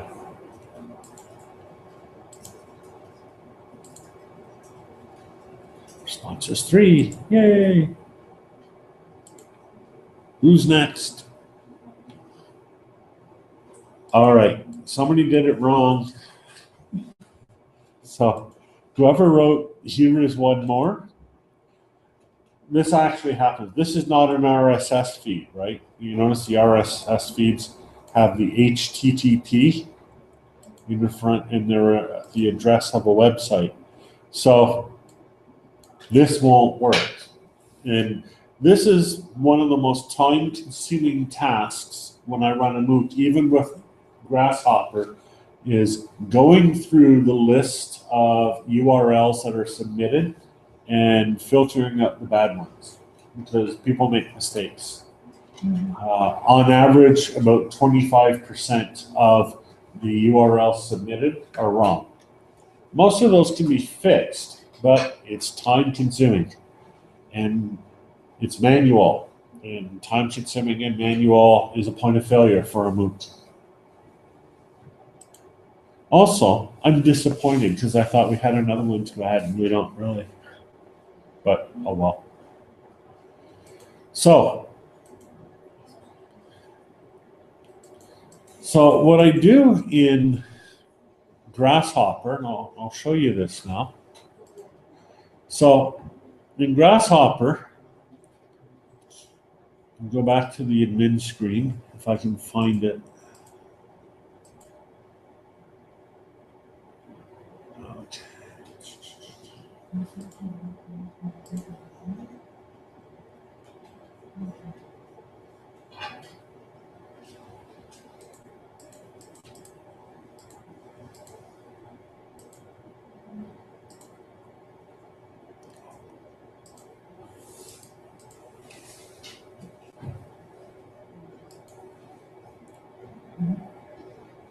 All right. So I'm going to list. So I have my list of feeds. What I do in Grasshopper and what you can do with BuddyPress and WordPress, and we'd have to figure out a way of doing it in Google, is I take all the feeds like this, and so Grasshopper will aggregate or bring the content in on a regular basis, and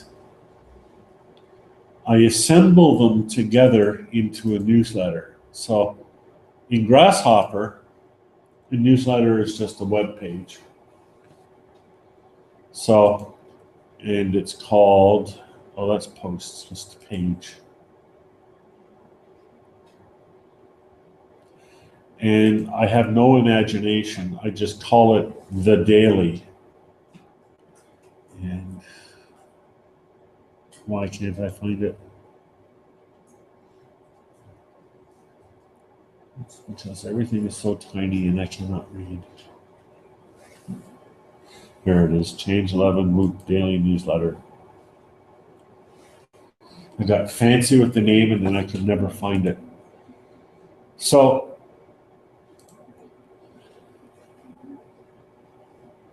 what I do is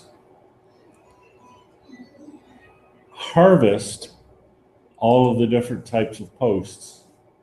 So that's not it. That's not it. Where is it? That's it right here. So DB equals links. So what happens is Grasshopper reads all the different RRS fields. It captures whatever people have written in their blog and brings it into a database called links. So here are all the links that were created by people who took part in the course. So this is, each of these is a blog post or something like a blog post created by a participant in our online course. So, and that's what you would get if you looked in Feedly, except we don't have anything yet, maybe. We might have one thing now. Nope, still nothing. Takes a bit of time. So basically we'd have the whole list of different posts that people have submitted. So what this page does is it says, and it's a command in Grasshopper, right? Get the data from links that expire in the last 24 hours. That's because I only want the links from the last day. That's a daily. Give these links a heading, blog posts, and some help text. Truncate 500. What that means is I don't want to put the whole post in my newsletter, because my newsletter would be that long. So I'm going to truncate each post to 500 characters. Format it for email. This says, look in the title, description, and category, and try to find the tag change 11. So what I'm doing here is I'm using the tag to filter the posts that I'm going to put in the newsletter. They need to be type of text. That's because Grasshopper also aggregates things like Twitter and discussion list posts. So Twitter posts are type Twitter, discussion lists are just type discussion. And then sort them according to their creation date. So this script does that. And so it loads the discussion threads, it loads the comments, it loads links from Dijo, which is a bookmarking site. It loads content from the Dijo Change 11 group. It loads tweets from Twitter. And what I'm trying to do is collect, using the tag, collect information from all the different places. And then it takes all of that and it creates a newsletter out of it. Well, okay, this is not a very good one because it was after the end of the course. But if we look at the archives, and I'll just pick something at random from the middle of the course somewhere. We have to go back to 2011, so. 2011, 2012, right. So let's pick something from here. So here's a summary of the live session that we had, and that was just a post that I created to summarize the live session. Oh, sorry, it's an ad. This is an advertisement for the summary of the live session. So just by chance, I hit the first half of the course wrap up. So it's an event announcement. In retrospect, and now this was one of these courses we did with George, right? So we didn't schedule the events properly, but something we did do, which is really important. You see this check time zones? It's really important to remember. We're working with a global audience. Everybody's on a different time zone. Nobody knows what time it is. Just trust me on this. Nobody knows what time it is. I was in Tbilisi. I asked people what time it is. I got 3 different answers at the same time. I'm serious. It's like, check time zones. We create a link to this site. It's called timeanddate.com. So what I do is I schedule it according to my own time. Remember I said 1 p.m. Atlantic time is the best time. That turns out to be 12 p.m. Eastern time. That would be 9 p.m. here in Yerevan, which is okay. You're up that late. It gets a bit harder in India and China, but it's still as good as we can get. The neat thing is, it has everybody's time. And you don't need to figure it out. You don't need to try to do the conversions yourself. You just send people to this link and they're able to look it up easily. There's, if you go to Event Time Announcer, this is where you can create your event. I'll show you the link here.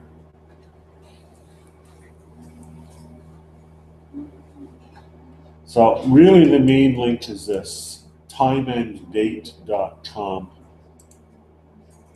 And then the precise URL is the rest of it. But I generally just go to this.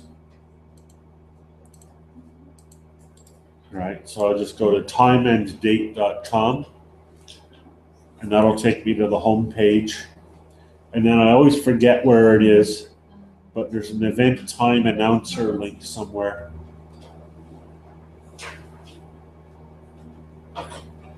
There it is, event time announcer under time zones. I click on that, name your event.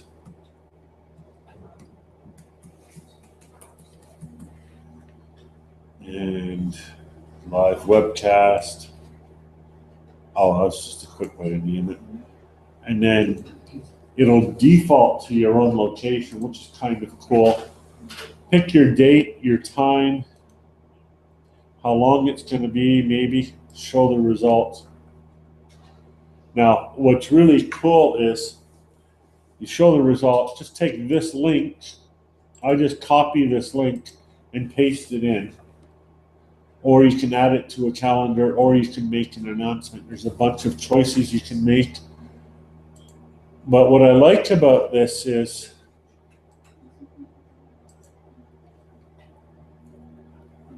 I can mess around with this. You see this here?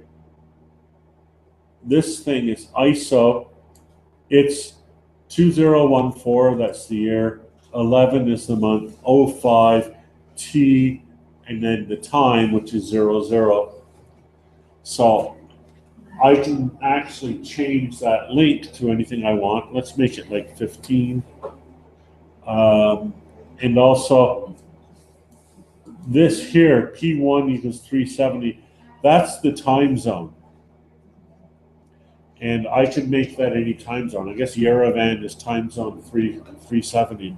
Toronto is time zone 250. So I can create my own links from scratch. See, I made it 15 o'clock.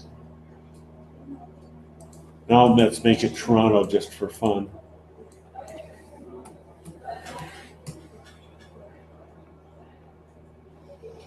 Oh, still Yerevan. I must have got that wrong. Oh, there is a way to set it.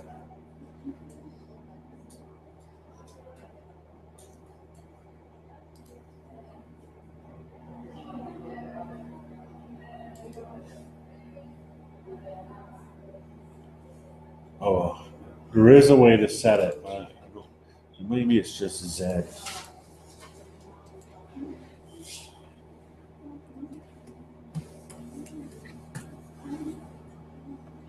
There it is. Yeah, it's Z equals 250. So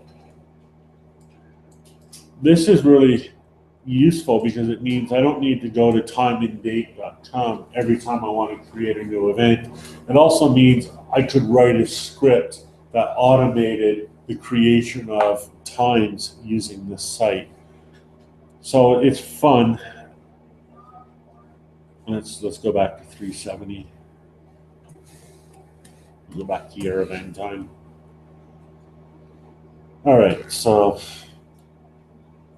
UTC time zone.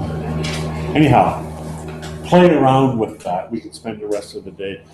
It's so useful when you're announcing events to do that.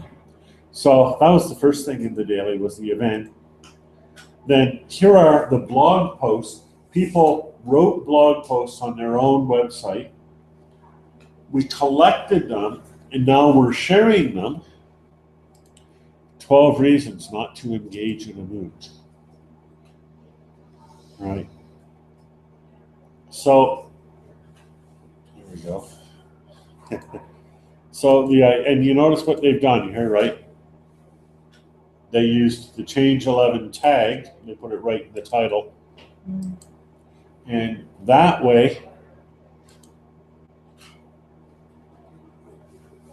this system knows to pick up that particular article. It filters out the ones. So you can use the same blogs. You can write about, your family. Don't use the tag. It won't be included in the course. Use the tag. It will be. If you're human, you're a slow learner. That's true. I'm a living example of that. So some comments. We had one comment, the Twitter tags. And again, same thing, right? So what Grasshopper does is it compiles this newsletter automatically.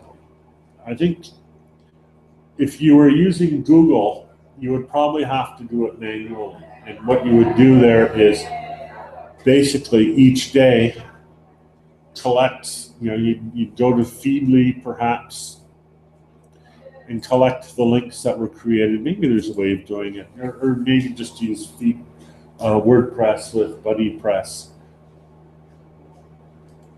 And there must be an email newsletter plugin for WordPress. I'm pretty sure there is. I haven't used it, so I just it would be so much better if I had, and then I could show you that. I'm gonna have to learn how to use it. So, I don't know why I'm going there. All right, force of habit. So, but if you're using the Google thing, you'd need to create a newsletter, whoops, use Google search.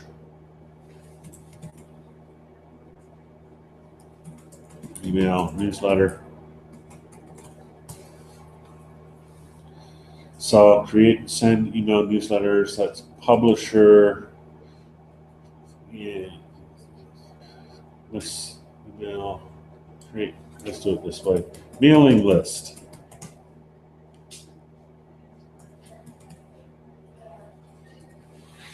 Might be a better way of doing it. MailChimp. Yeah, that's something you could use. Or how to make a mailing list in Gmail.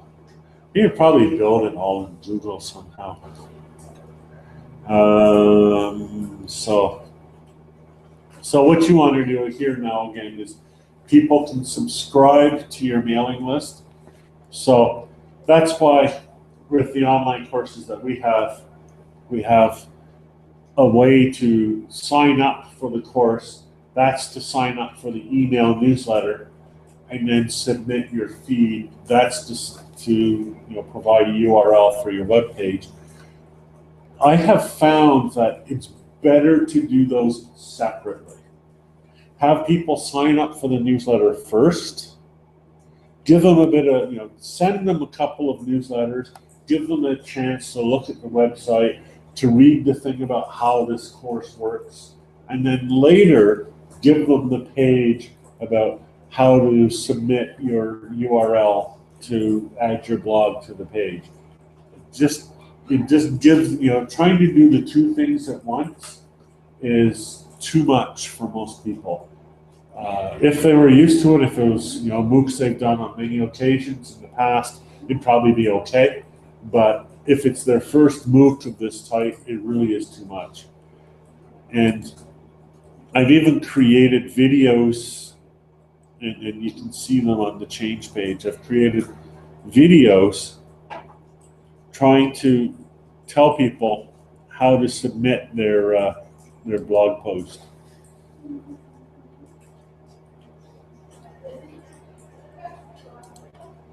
And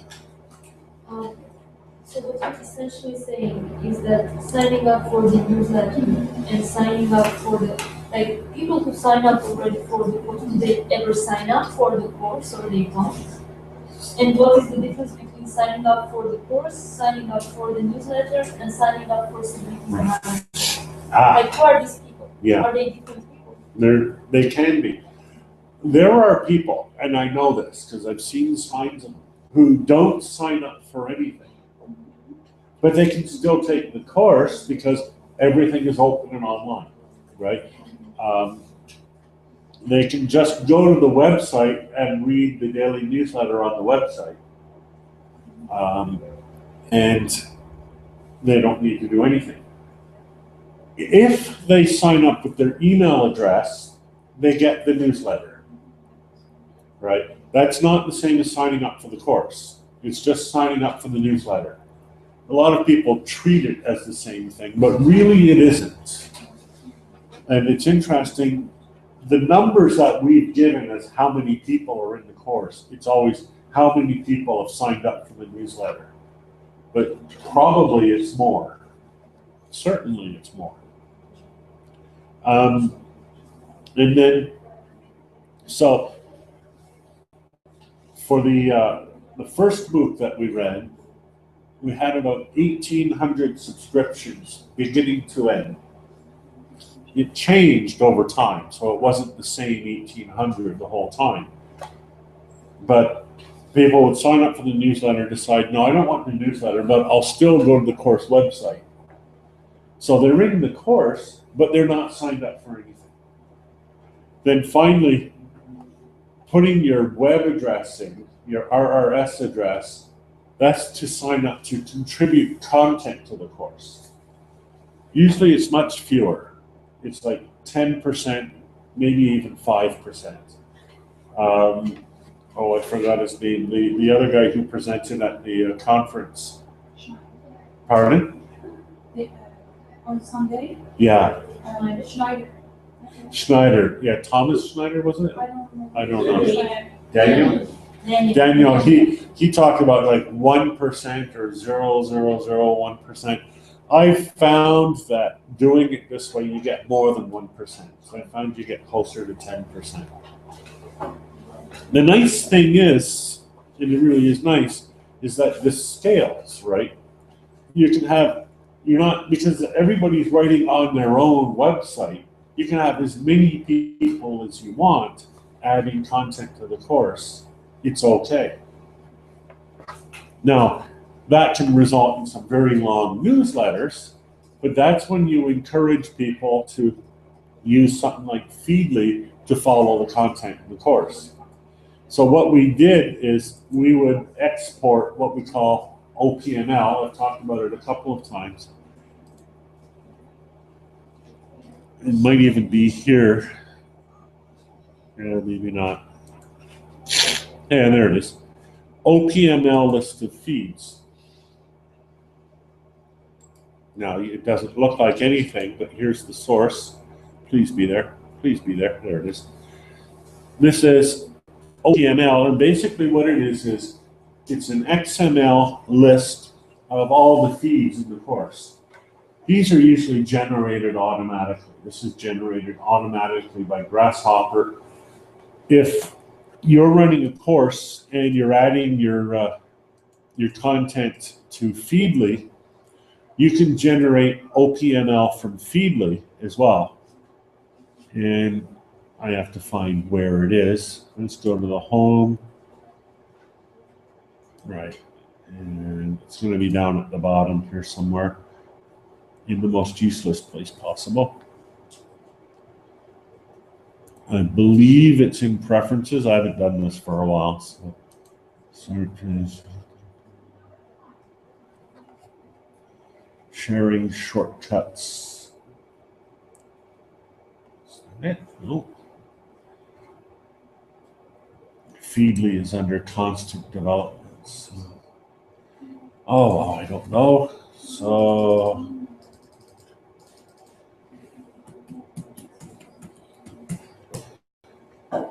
let's ask Google to tell us OPML export. Oh, maybe it doesn't have an OPML export yet.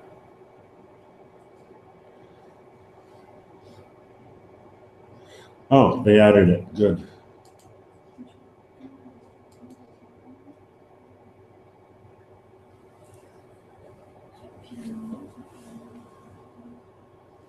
Anyhow, it's there somewhere.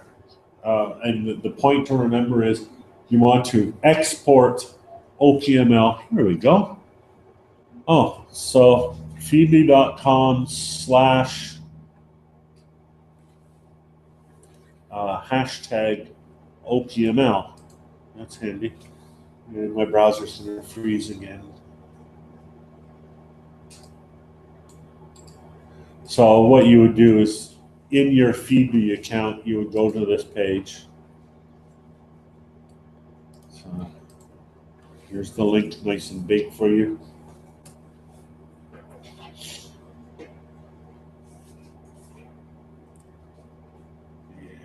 And it's a short link, so I'm going to go away now. So click here to download your Feedly OPML. So here's my Feedly OPML. I'm going to save it. I could open it in that. Actually, why don't I just open it in something? I'm going to open it in.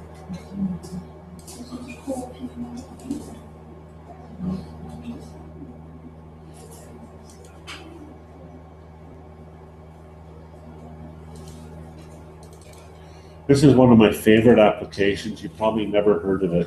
It's called Note Tab. I use it all the time. How do you say it? Note Tab. Note tab. Yeah. Made in Switzerland. That would have made Mr. Schneider very happy. It's like, what's the name of it? It's like Notepad or, you know, but it's better. So I'm going to open this up in Notepad. Oops, lost my screen. Oh, jeez. Or did it? Oh, right, I did it already. Good. So here's my Feedly, or my OPML from my personal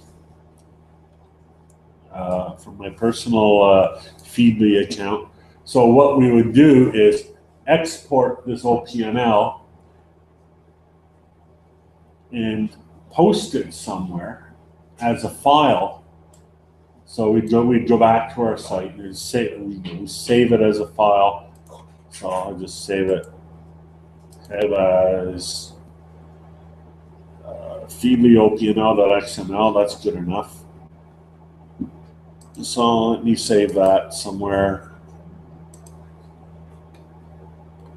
And now I'll go back here. And I'm not going to do this. It's going to take too much time. We don't have much time, but I can tell she's here.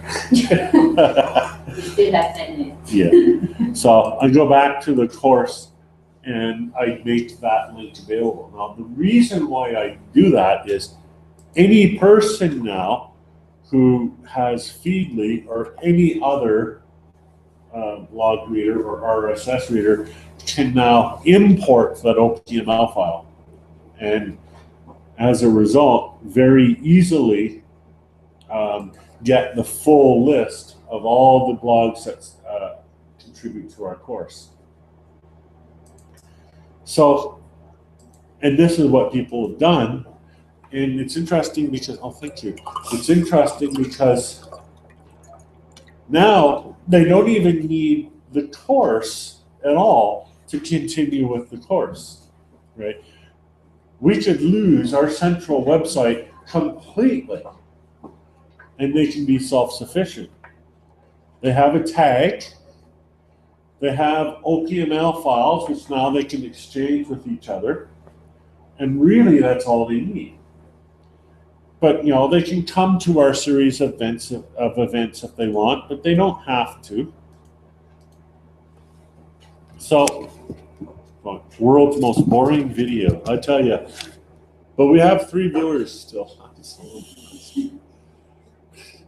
Don't ever create a 3-hour video like this. Please don't do that. I shouldn't do it even, but I wanted this to kind of be on the record because I like there to be a record. So I guess if you do something like this, create a 3-hour video, disregarding the advice that I just gave you. And that, the funny thing is, the CCK 08 course that we ran in 2008, let's go to Twitter and see, Twitter.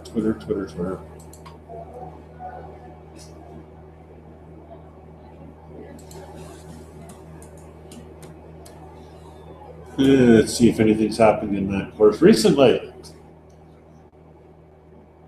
October 31, October 24, October 16, September 14. People are still participating in that course 6 years after the course is over. So that's what, oh, that's just the top ones. That's what's really cool about this, right? These things do take on a life of their own. You lose control of your MOOC very rapidly. Oh, that's interesting. That's a presentation she did, oh, just in the summer. So, one last thing. And again, this is the whole concept here of bricolage, if you will, bringing in the content from many different sources and that. So, oh, I wish I had more time. Can you believe that? I wish I had more time. So, what I like to do, and I do this in the courses, is I create archives for the events. I also do this on my own website. Some of you may have seen this. So these are just ordinary pages, but I'm trying to find one that might have.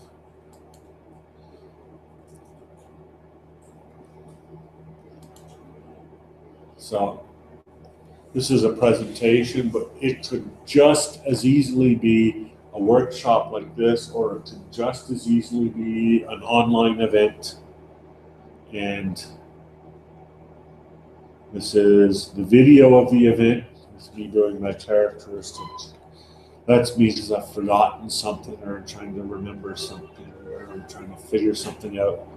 There are the slides embedded in SlideShare. I use SlideShare for all of my slide presentations. And here's the audio recording. You see what I'm doing, right? It's each one of my presentation pages is like a mini one-day MOOC. I really should start assigning my own personal tags to these things, but I almost always use the events tag, so it doesn't really matter. So the idea is you have an event, create a record, create an archive of it, tag it with your MOOC tag. That becomes part of the course as a whole, whether somebody's in your course, whether they subscribe to the newsletter or not, they can follow along. And the community that builds around this tag, builds around this topic and this content can see your stuff and use it. They can use the audio, the video, however they want. And what's really cool is, there's no metrics, really. You can't count the people. It's not a question of you're either in the course or you're out of the course. It's much less formal than that. It's about a loose collection of people who are connected by a common thread, which is usually the tag for the course, or a common set of ideas. And that's what the MOOC is really. It's not the things that we say, it's not the lectures, it's not the content, it's this collection of people interacting, using all of this content as a way to interact.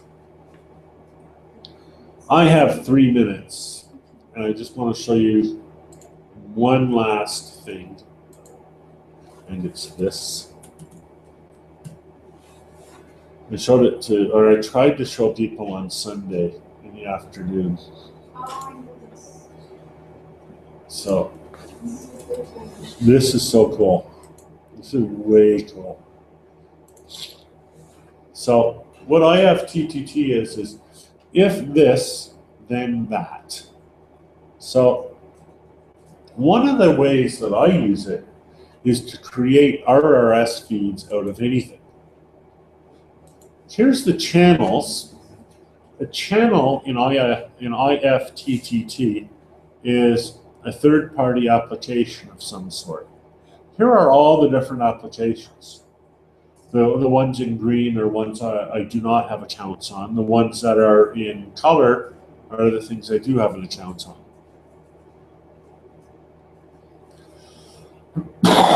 This is why I can't remember my passwords. So, and on everything, even phone calls. Can you believe it? SMS. So, WordPress, that's easy. YouTube, right? So let's see. I wonder if Twitter is back on. It was on, and then Twitter changed. Yeah, is it? Yeah. Oh yeah, good. Well, that's nice. It was off for a while. So what I do is I can take something like Facebook, say, or whatever. She's sort of almost waving me off, but I have 1 minute. Dang it. Yes. Right. You have the last minute. So, Agree with that. so what I can do is I can create a recipe by, so let me go back to home. So my recipes, I want to create a recipe. So create a recipe. So I'm going to create a recipe by, so if this, that's the first part. So what happens here? I choose the channel that I want to be this, say Facebook, right? Any new post by you in area, or any new status message by you, any new photo post, there's a bunch of choices, right? These are all my posts. That's one of the problems here, but anyhow. So new linked post by you, with hashtag, that would be pretty useful, right? So what's the hashtag going to be? Well, you know what it is, right?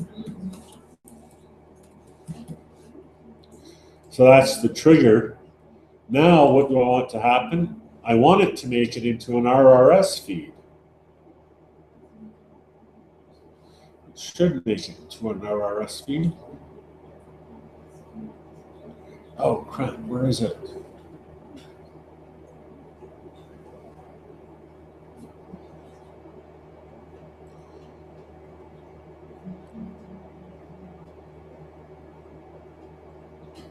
No, I can't find it.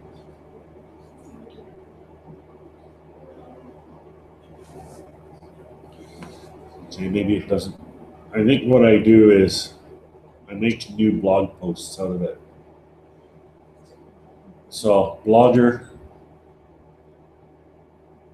So create a post on your Blogger blog, right? So, and then you can specify exactly what you want, create the action. So now, see what happens, right? If I create a post here, or create a post on my blog. So I use the blog, Let's Make Some Art, damn it. That's my arts blog. So as you can see, right, I already use it for stuff. So I'll probably actually go deactivate the channel. I use it for my photos. So, and I set up change of these things, but now it's in my blog. Here's my RRS. So I can take my RRS, add it to my Feedly, and content. So now I have a way of getting Facebook content into Feedly.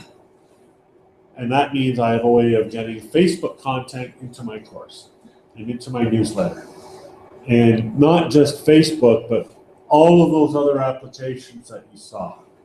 So it doesn't matter what people use. It really doesn't matter. So the idea is just collect that information from them somehow, or even better, get them to use IFTTT themselves to create their RSS feed. That's a bit harder.